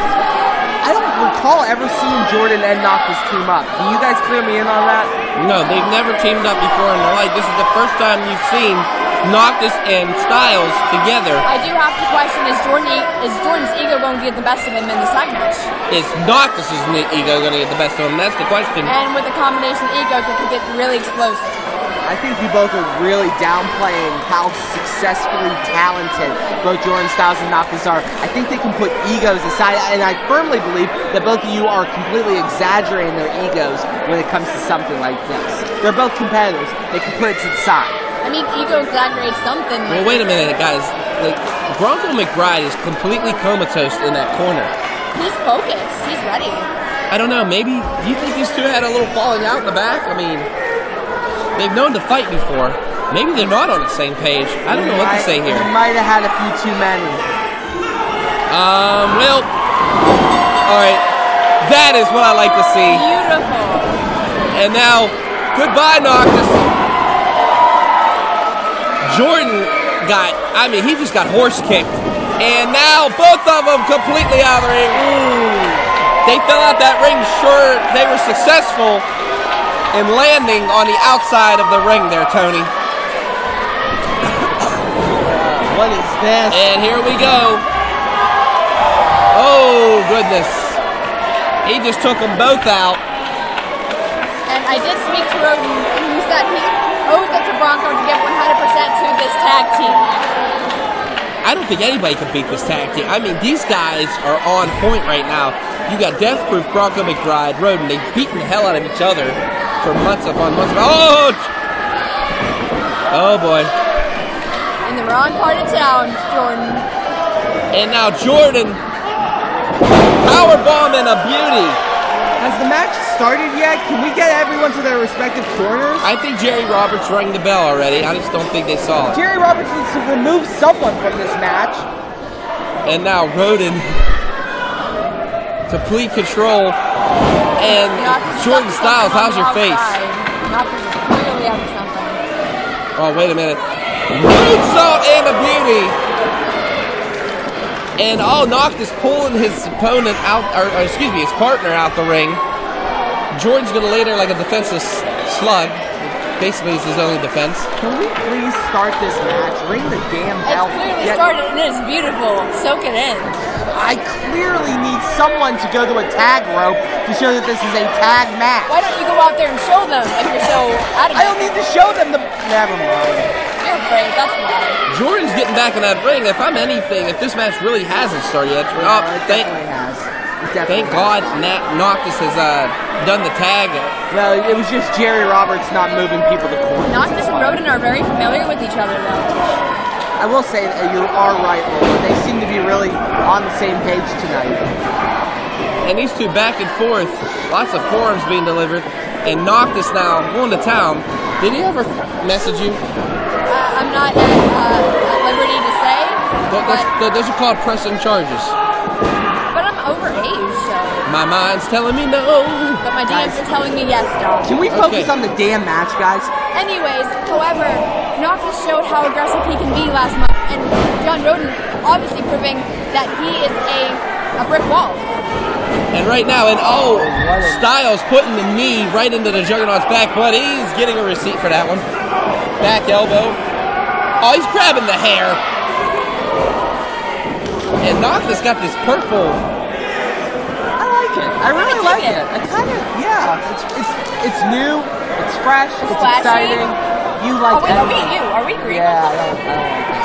Anyways, Doc. I will say this. Styles, he has his mind set right now on it, because this is, I think, a non-title match. So right now, Styles has his focus on this, but mostly, I think Styles has been focused on his hatred for the ref. I mean, there was a recent interview with IndyWrestling.us, the podcast that they have, and he just trashes the Rev in it for like 5 minutes straight. Don't worry, he's gonna get his receipt from the Rev. I worry about Jordan when he's doing stuff like that. Now, I like Jordan. I've not kept that a secret. You guys know I like Jordan. He needs to kind of move on from Reverend Ron Hunt. I know they still have beef. I know that's still a situation, but he is in a prime chance to defeat the champions, the tag champions, with Noctis. That should be his primary focus. I completely agree. And the thing with Jordan, like you said, he has to get over whatever issues he has with Rev. Obviously, Jordan was disrespecting the RWA crowd and Rev's mom, for God's sake. No, I agree with you until that point, okay? They disrespected him by getting on him. He is right to be upset. Did you guys just see that? I mean, Jordan Styles. I felt that from over here. That was a lot of strength right there. I mean, got the Juggernaut up and over for that suplex. Only a 2 count, though. Bronco is pacing, ready to be tagged in and get stuff done. I can't believe I'm about to say this. Styles and Noctis are actually starting to coexist here.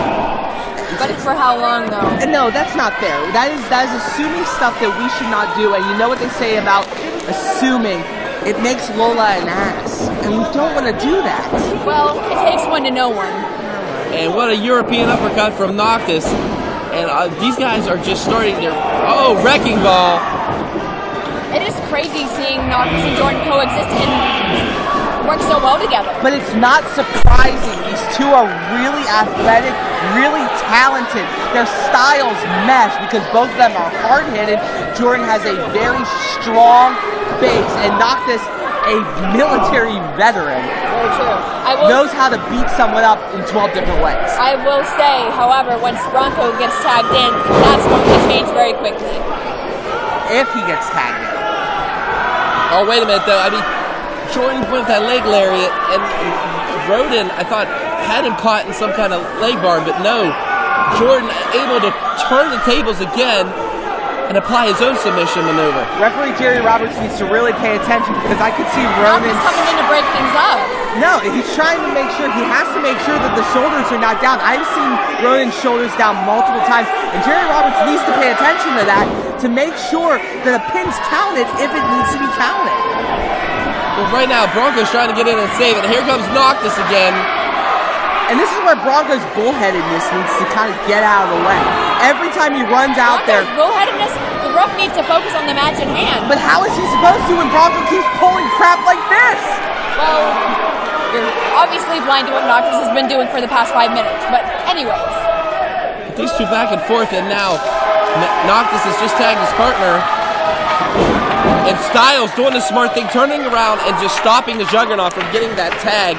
I mean, Bronco McBride is fresh. He's ready to get in there. He's ready to just run through people. But Noctis and Styles are keeping a weakened John Roden in there. They've cut the ring in half. I was just going to say that they're cutting the ring in half and keeping John from tagging in Bronco McBride. But John Roden has to fight back to get to his corner to tag Bronco. Do we have the same thought? I want to throw up. This is weird. Guys, what I'm trying to say is Styles and Noctis are doing tag team wrestling right, but wait a minute. And Roden just hit him like he owed him money. But again, Noctis sticking in there and keeping him in the opposite corner. Styles just accidentally hit Noctis. Oh no! What did I say? What did I say? Flapjack applied. And right now, Roden's struggling. That was obviously on purpose, right, Doc? I'm not gonna. You know what? No, it was an accident, Lola. As much as I want to help you with this, I can't. But back and forth, and now, oh my God, McBride is just taking out the whole ring. Has him up. Okay, that is power personified. Big strong man. Holy shnikes, that was awesome. Bronco McBride just threw both of them out. Good Lord. I don't know how smart that is. I think this is where ego for John Roden and Bronco McBride. Are these two starting to argue? And here we go again. Oh no. And Noctis pretty much throwing the Juggernaut into McBride.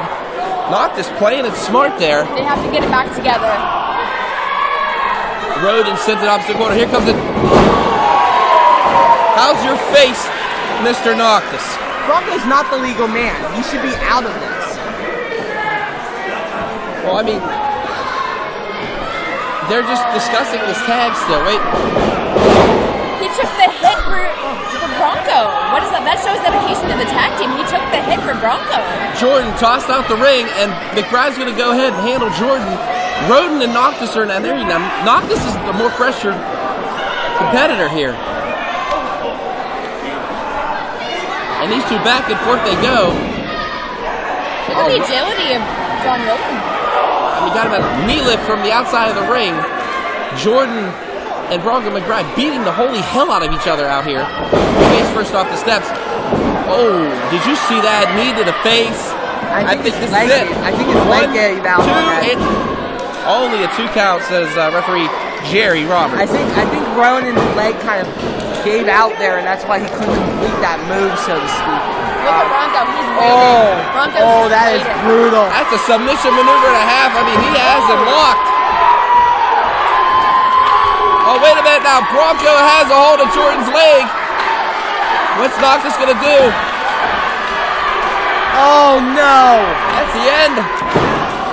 And Jordan Styles making the save. Give the Saint credit. I mean, he kicked and clawed his way in there to save Noctis. That was brutal. Now, this is the problem. Jordan needs to get to the tag rope so Noctis can tag him in. He needs to stop pissing around with Bronco. Has him up and over, and there goes Jordan out the ring. Bronco. Hanging out to dry like laundry. Oh, he misses him. Oh, no. Oh, my. Has him. Bulldog. Good night. Noctis could be it. The Juggernaut stops Styles. 1, 2, 3. Our tag champs are victorious.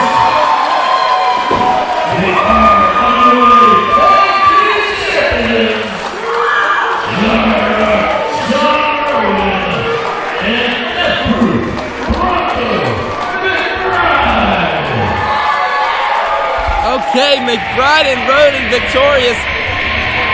That was one hell of a contest. But I will say this, I can't believe I'm about to say this. Give credit where credit's due. Noctis and Styles put up one hell of a fight. They really did mesh well. I think there was some issues. I have to look at the replay, guys. I'm pretty sure Bronco and Ronan might have done some questionable tactics to get that pin. But no matter, it's a huge win. Tactics? Have you not seen that? But can you actually say, I mean, Ronan and McBride were pretty much on the same page the whole match except for, oh, what the hell's this? Oh my God. He has a gun. He has a freaking gun. It's a training rifle, Doc. It's a training rifle. Let's calm down. It's still an illegal object. What I'm seeing is Hentai and Gregory have picked two. Are they ever going to stop this? So we know how we talked about, putting the RWA on notice. Well, clearly Bronco and Roden are on notice now. I mean, he is choking living hell. Thank God the referees are out here. I mean, do you really think they're going to stop anybody? You don't think that gun is look? No, it's a training gun. I talked to Dennis Gregory earlier in the day. It's a foreign object. It's not right. It's a foreign object like a chair. We allow chairs in this place. That doesn't make it right. There's securities in the ring. They're trying to... They just took the training rifle, I guess you want to call it, off of... I'm not calling it a training rifle. It is a training rifle. Dennis Gregory's picking up the tag belts and handing one to Super Hentai. Hopefully that's not foreshadowing. No, that's message sent loud and clear, Lola. Hentai and Dennis Gregory, they're going for them next. Well, I see now why they've aligned. This is sickening.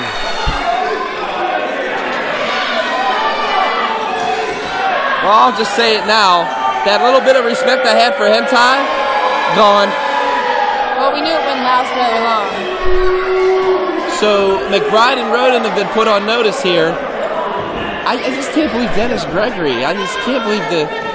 He acted so weird when I was asking him about how he felt coming back. I should have known. I should have known. I mean, he said he wanted to do something for RWA. He had all this... All it was lies. He played us. He played us like a fiddle. Lies. It wasn't lies. They told the truth. They want gold, and they're going to get it. This is absolutely appalling. Probably livid right now.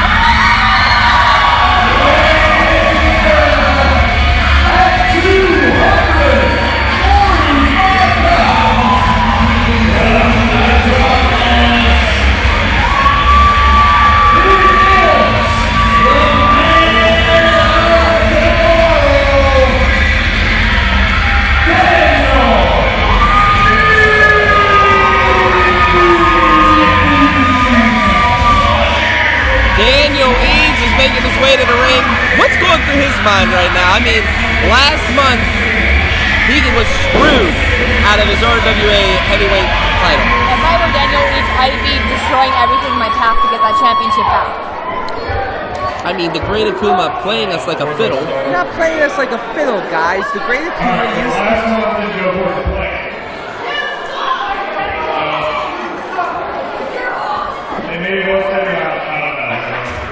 He didn't get a murder in the portrait of mother, so I knew it was a little questionable. But for months, this past Triple H, the Black Man, Batman, Black Man was helping me, and come to find out, it was Akuma. He was suspended. He was suspended, reinstated, so I guess Ken Akuma was actually Ken Akuma. All this is figured out. And the only thing upset about what he did is the fact that that know-nothing referee, formerly known as Pop No Pop, decided to stick his nose in my business and screw me on my championship. The championship that I worked my butt off to earn. And for the past year, month after month, I defended open challenges, anyone who decided that they had balls to do it, even Brethren who doesn't have balls, where it's on first. It's just, you know, it is so. I'm a positive guy. Alright? Spent too many years being angry, I look at the positive side. So, Kuma, after tonight, when I knock him out with one punch,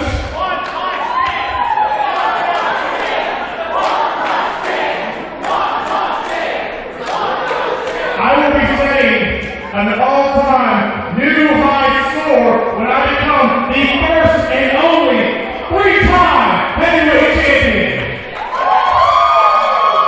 I like the sound of that. I don't care if you're alone. I don't care if you're any comedians or talking around. Get out of here so I can give you the ass beating that you deserve. Wait a minute. That's not Akuma's music. That is that's our beloved RWA owner, Dr. Philbad. He looks a little concerned right now. I really hope he has good news, because it's never good news when the boss comes out sometimes. I agree.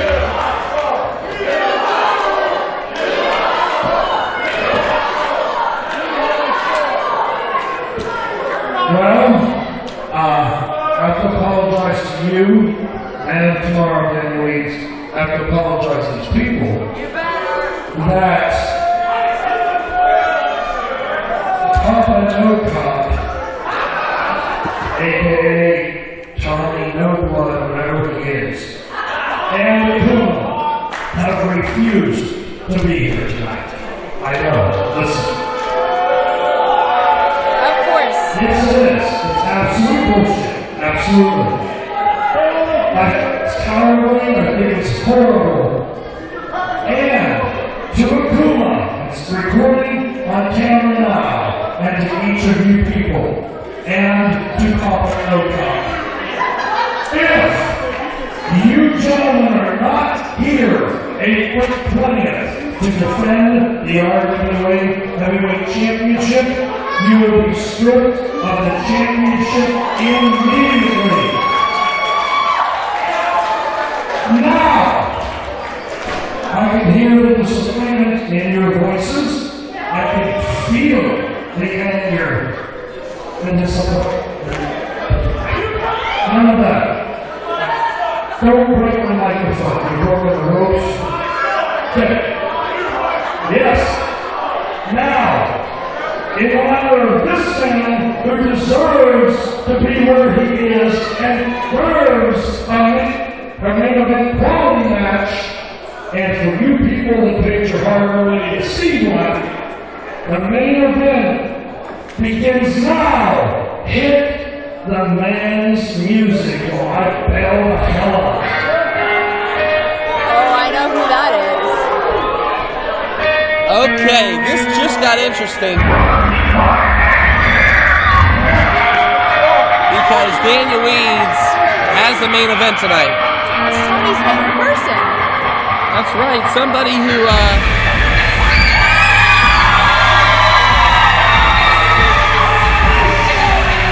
oh my God.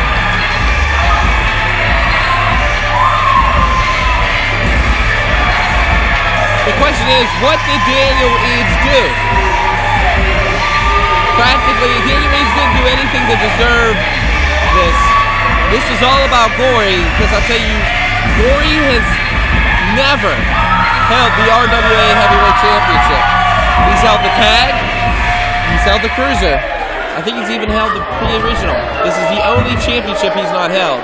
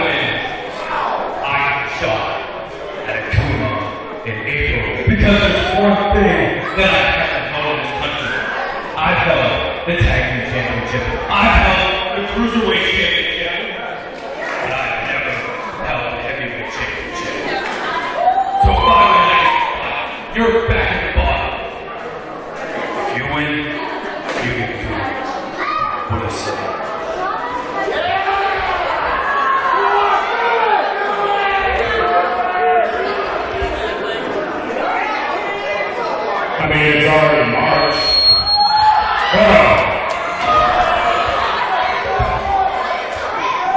I really punch this mic out of the ring.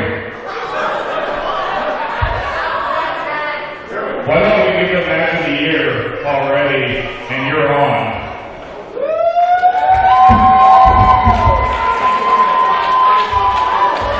Well, it's been established we are going to have Gory versus Eads here tonight. My God, March to Victory just got even more interesting. And the stipulation is also interesting.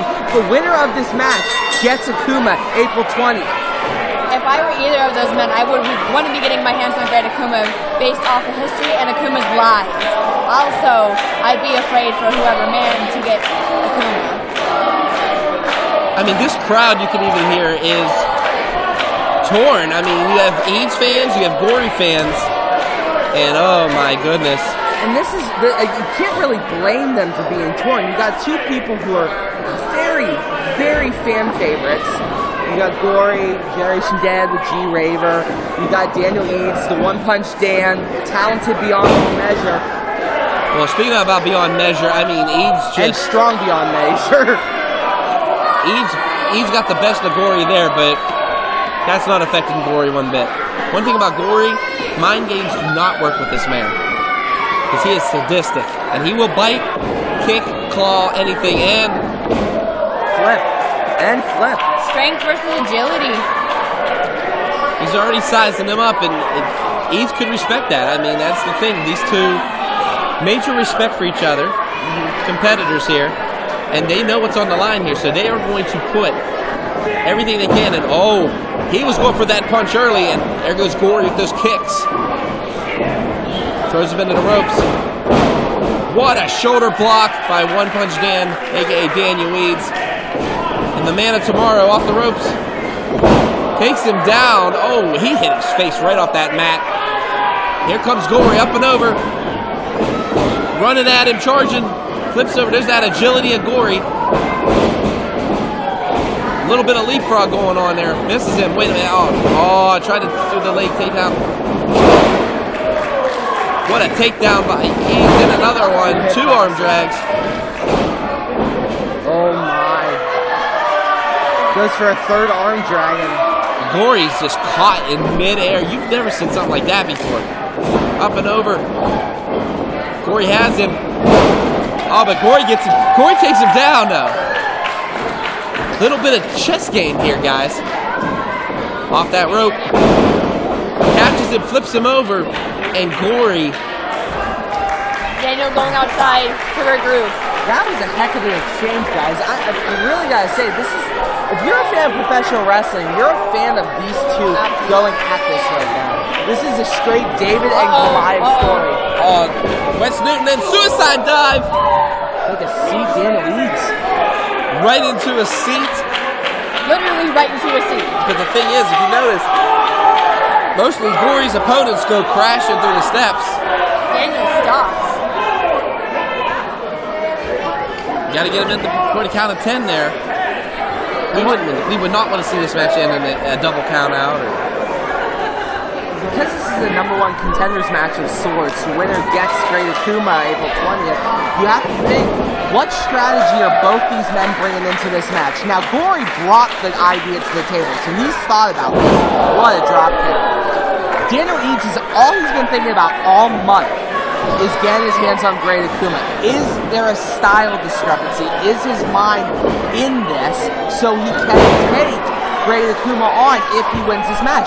Or is his mind so gone that he will miss and trip up against Gory? Both men have a lot to fight for. Like Gory said, he's never held the RWA Heavyweight Championship, but Daniel Eads has. And the fact is, they both really have to put it all out there. Yeah. But what I'm saying, guys, is this. Again, this game of chess, I mean, Eads is right now in the advantage. I mean, just 2 seconds ago, Gory was. Did you see Gory go off that top rope, off that second rope, and do that missile drop kick? That was a beauty. And right now, Gory might have the result to his biting, his clawing, his kicking, and I think that is going to piss off the former champ here. But if Gory resorts to that, is that going to mess with Daniel Eads' game plan? I mean, you have to realistically think about this. Does Gory want to resort to that stuff? Because we are talking about someone who is well-versed in the hardcore deathmatch style. He might want to just take a traditional route to defeat Eads. Daniel Eads just tossed Gory across that ring. He tossed him like a sack of potatoes, and I mean, Gory has to understand this. The minute Gory slips up, Eads is going to capitalize. But then again, Eads has to realize Gory will capitalize on him just as well. Like there. Just right there is a prime example. And I hate to say, I'll say it, vintage Gory right there. Clothesline through the ropes. And Gory with that speed, I mean, Gory's just so quick, it's so dangerous. But Eads is too strong for a sunset flip into a pin. That's okay, he's just going to kick the back of his leg and take him out. Swing around and, oh my goodness, how's your face? Only a 2 count, but I mean, my God, I didn't think Eads was getting up from that one. I mean, Gory just caught him.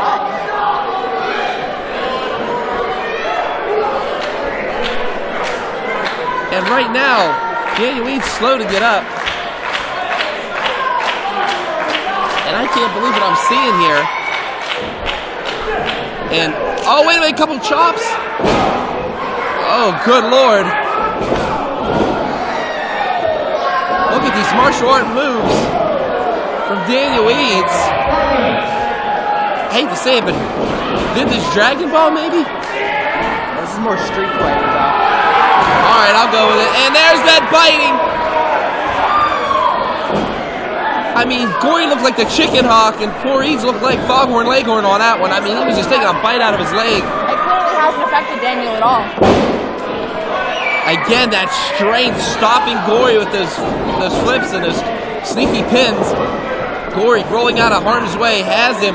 Touching him out of mid-air. Oh, kick to the chest, and these two are just, again, this chest game. That was a super kick from hell. He's still on his feet. Eads is still on his feet. But did you see what Gory was saying to himself? How? How is he still awake? How is he still standing?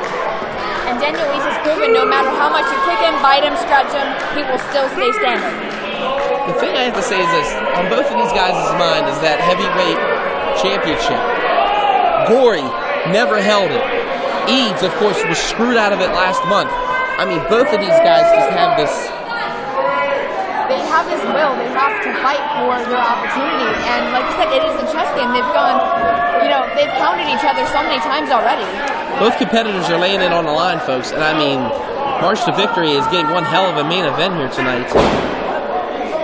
I just cannot believe Akuma is such a coward that he wouldn't show up to defend his title that he stole last month. That doesn't surprise me. He has a history of being a coward. Going back to tag teams, going back to years and years ago.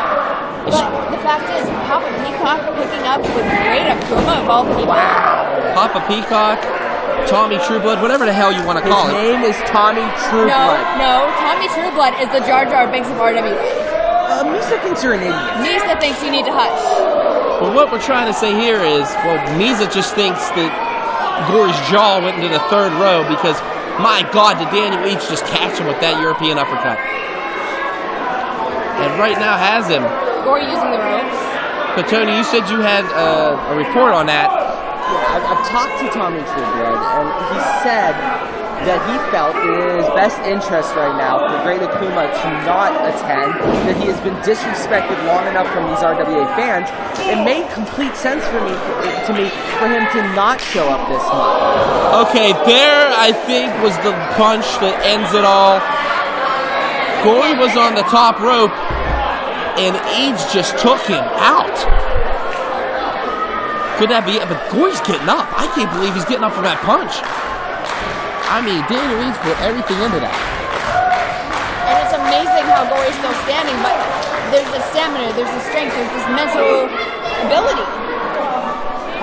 I mean, both of these guys are putting everything mentally, physically, you name it. It is all on the line here tonight at RWA March to Victory. And at this point, you have to think that Eads kind of tastes April 20th, kind of tastes that match with Great Akuma, and seeing Tommy Trueblood for the first time since the incident, and seeing Great Akuma for the first time since the incident.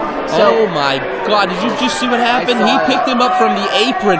What power Daniel Eads displaying there. Daniel Eads, that took a lot out of Daniel Eads too.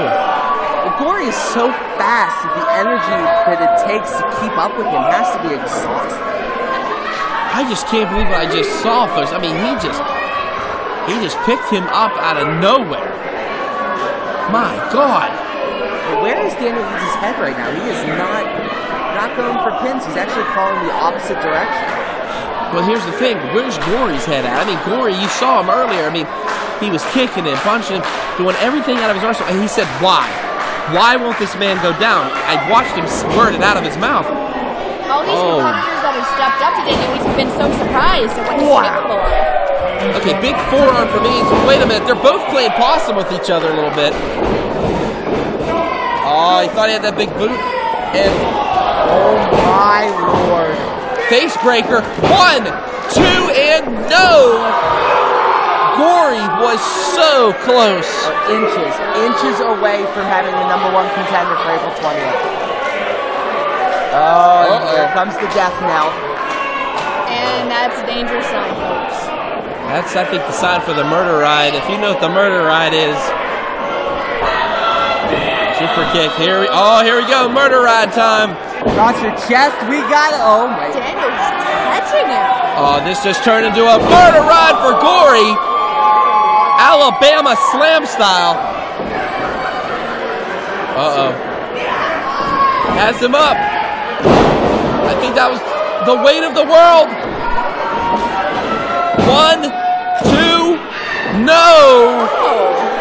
Look at Daniel Eads' face right now, guys. I can't believe he kicked out. Daniel Eads can't believe he kicked out. This whole damn building can't believe he kicked out. What did these two men have to do to put each other down? That's the question. I mean, Dr. Feelbad knew a main event when he saw it, and my God, these two are doing it here tonight. Wes Newton cannot believe what they're seeing. Oh, signal for the belt. Here we go. The Pride Fist. He's getting up. Corey did his homework. Oh, he catches him. Catches him in that swinging DDT. What a maneuver by Corey. One. Almost a 3 count, and Corey cannot believe it. Wow. At this point, both men have to be frustrated. No, I agree with you completely, Lola. I mean, they both put each other through hell, and neither of them can put each other down.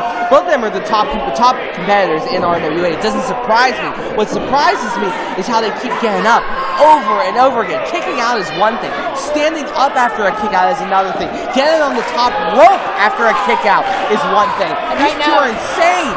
He's right, you know. Getting up. Yeah. Has him. Oh. He was going for a 360 splash, it looked like.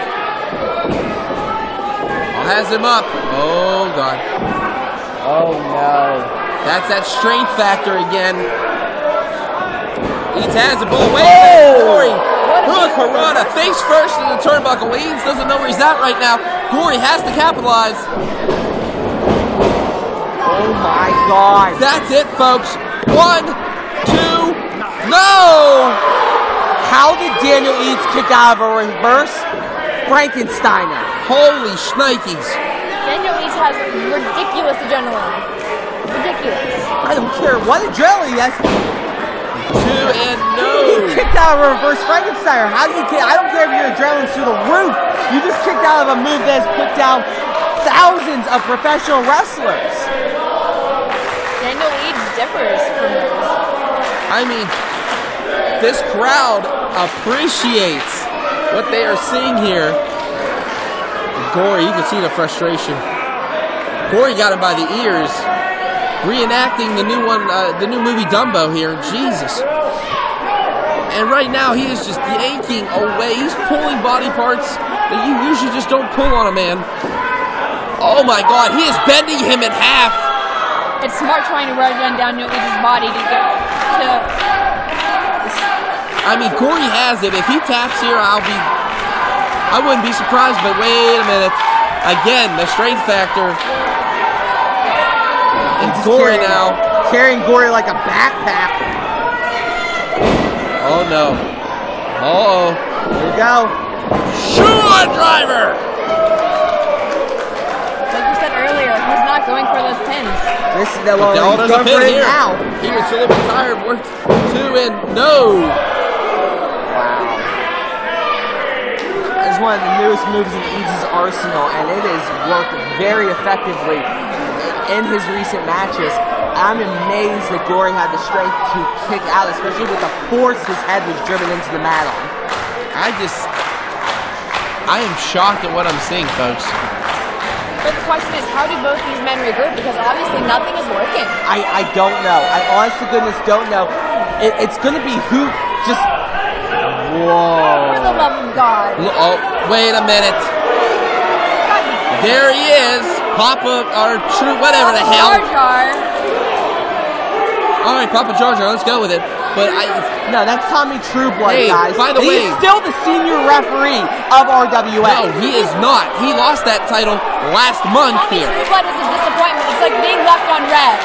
Give me a break. He is a disappointment and an embarrassment. You guys are a disappointment. I'm sick and tired of you guys. And they just... Real smooth. Real smooth, jerk.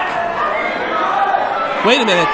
Just because of that, he just cost Gory the match. He If just I were cost... Gory, Oh. he's going to tear Papa Jar Jar apart. True Blood is a... Whoa, Gory is talking. Has disqualified Jason Gory because of Papa His name... Your winner as a result of disqualification, the man of tomorrow, Daniel Eads. Tommy Trueblood with a very interesting but a wonderful maneuver. So, oh... How's your face, True Blood?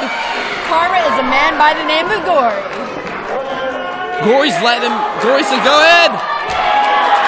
Again, the mutual respect. Tommy, get out of there, Hey, buddy. guys, you wanna see Buddy, the body? get out of there. Get out of there.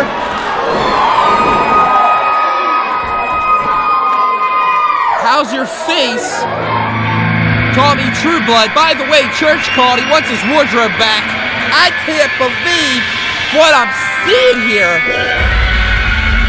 Tommy Trueblood is an oath. Yo, what's important to recognize, Daniel Eads has won this match. He will get Great Akuma. And Tommy Trueblood wants Eads to get his rematch. That's clearly what's going on here. He wants to prove to these RWA fans that Eads is not special. I would wait a say this minute. is elder abuse, but I'm enjoying every Oh second no! of it. Oh, we're gonna get this again. No, that's enough. Good. ridiculous. Good. This is Hit that ridiculous. son of a bitch. I'll say it.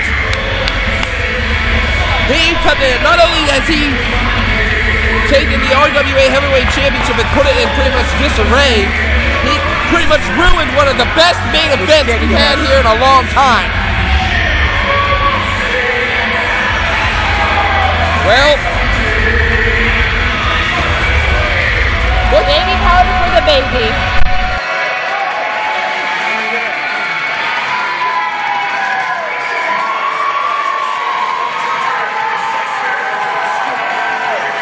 $1 for every middle finger that is up right now. We'd be almost rich. We could split the check with Denny's. Right? But right now, I just can't believe what I'm seeing here. This losing, and I will say this one more time because I'd like to say it. Losing to Dr. Feelbad last month. Oh, say it again. Losing to Dr. Feelbad last month. Amen. Oh, also plug my middle finger, but it's necessary. Oh, here we go. I don't care that you don't like me because I don't like you either. Everybody, shut the hell up. Put your grubby little middle fingers away. I know you haven't washed those hands since last month. Shut up!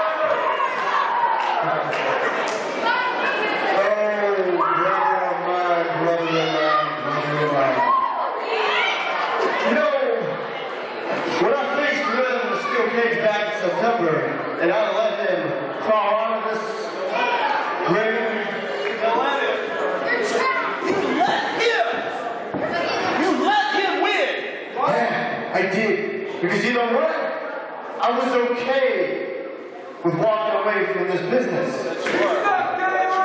I was ready, man. Man, my health is declined. I can't do it like I used to. I was totally okay walking away, man. And then after that, you did what you did, man. I was ready to walk away. You attacked me. That's cool. I was cool with that, man.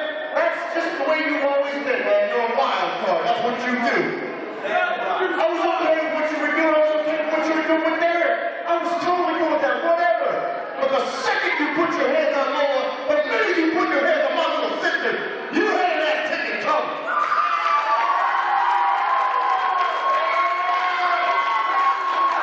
Yeah, go ahead, man. Go ahead. I might not be able to wrestle right now. And you know what? You're damn lucky that I can't. I just got one question for you, though, man. I always think you've been kind of, at times, a whiny little bitch.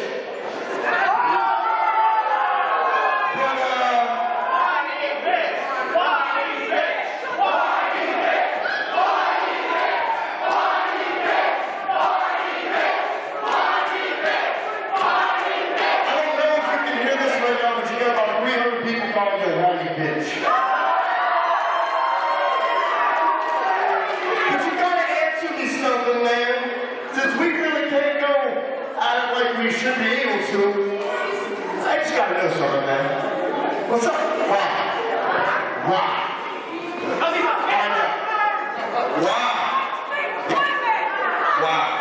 want to know why? You know, everybody since September has been asking me why.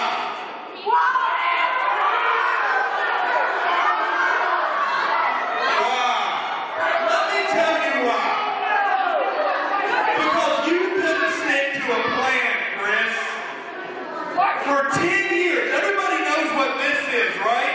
Does everybody know what this is? Yeah, the circle? Yeah, me, him, and Mitchell. Everybody loved us. Everybody loved the circle. But what was really happening was myself and Ryan Mitchell were having to carry your ass. You have always been our sidekick. You were always second best.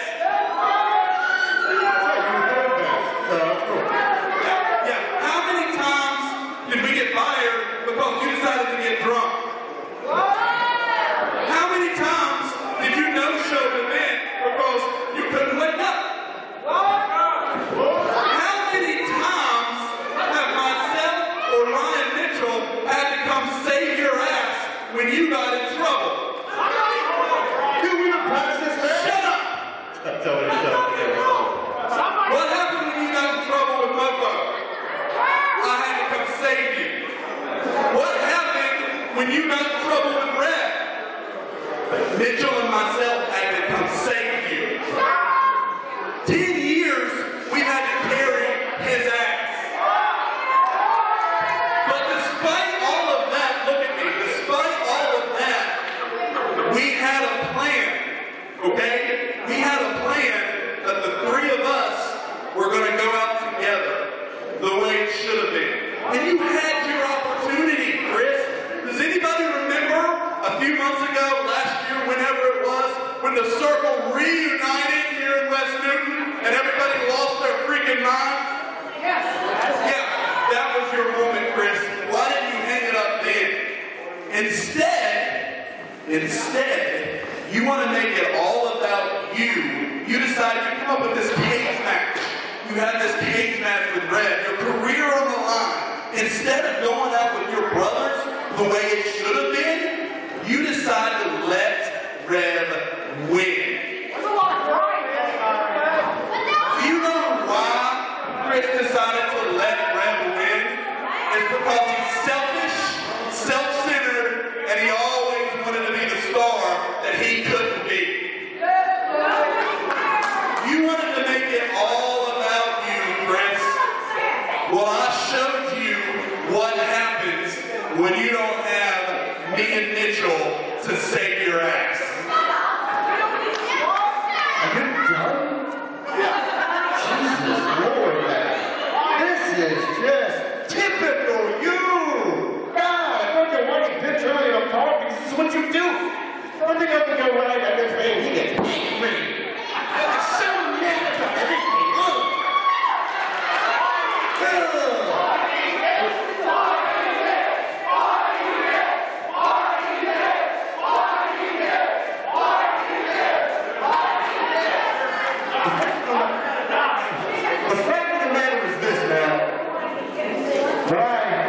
retired, I went on my terms, man, okay?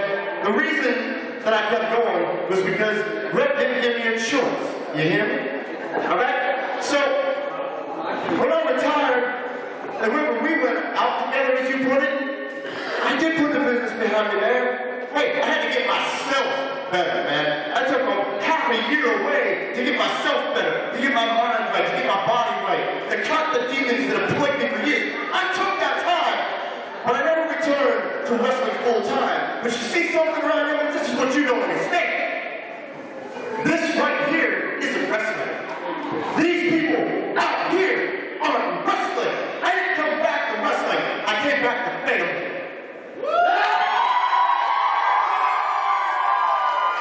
And I'll say this, man. You are lucky that I can't wrestle here anymore. Because I would come back and whoop that ass one more time. But as I'm flying y'all tonight,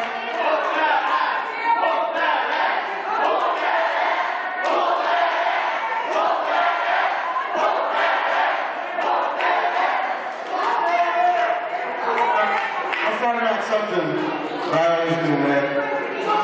At this point, I hope you have last month Corona. At this point, you ain't even worth it, man. So do me this, man.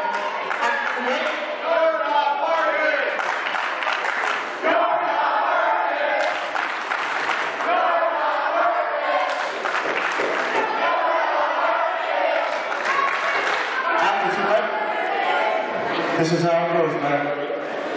Delete my number, delete Facebook, forget you ever knew me. Have yourself a good life, man. Oh. Hey, Chris. Tell Amanda if she ever needs a real man to call me when she's married a pussy.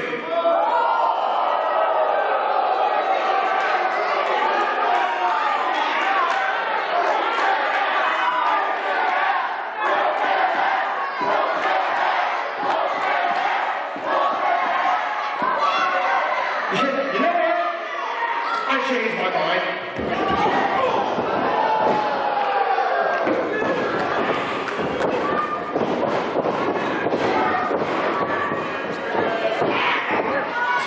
And Edmonds knowing how to push those buttons of Chris Taylor and kicking him right where it hurts, of course.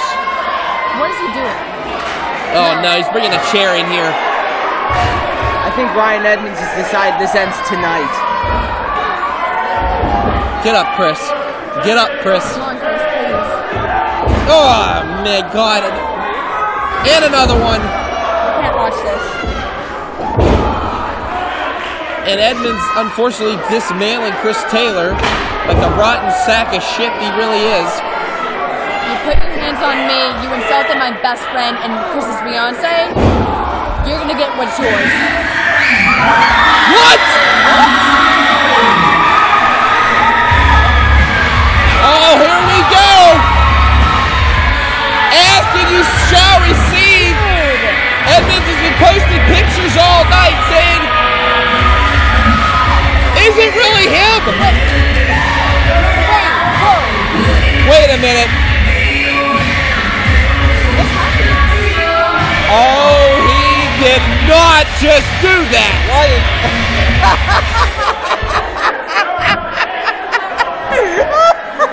You should see the looks on your stupid faces. You bought into it too for 5 seconds. Oh, no, I did. Did you think your buddy was here?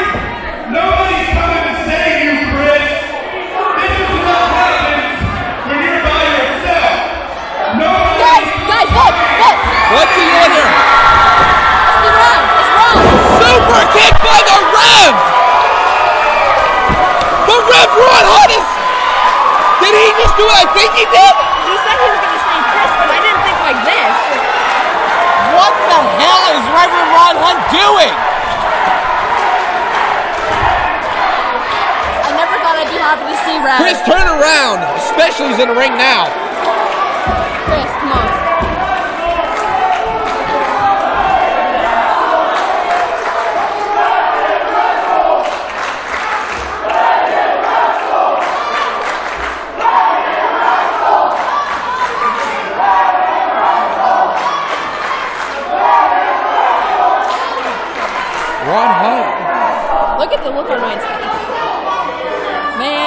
Hold on. Oh, my. Kick attacks. The blessing has been given. Saint and sinner have been united. This is beautiful. Oh my God! Chris Taylor's been reinstated. No. Look at Ryan Edmonds' face. I love it. No. We're gonna go out. We're gonna get all the milkshakes. Oh yeah. How does it feel? Heaven and hell is reunited. And who's the victim? Ryan Edmonds. Oh my God, I can't believe what I just saw. Oh my God. No way. I'm in shock, folks, but I'll tell you what, March to Victory 2019 is historic. All I'm going to say is this right now, on behalf of Mola Bradbury Oh my God. and Tony Kincaid, Blow it out your ass, Doc. Bye. we're signing off here, folks. See you next month in April. Chris Taylor reinstated. Oh my God!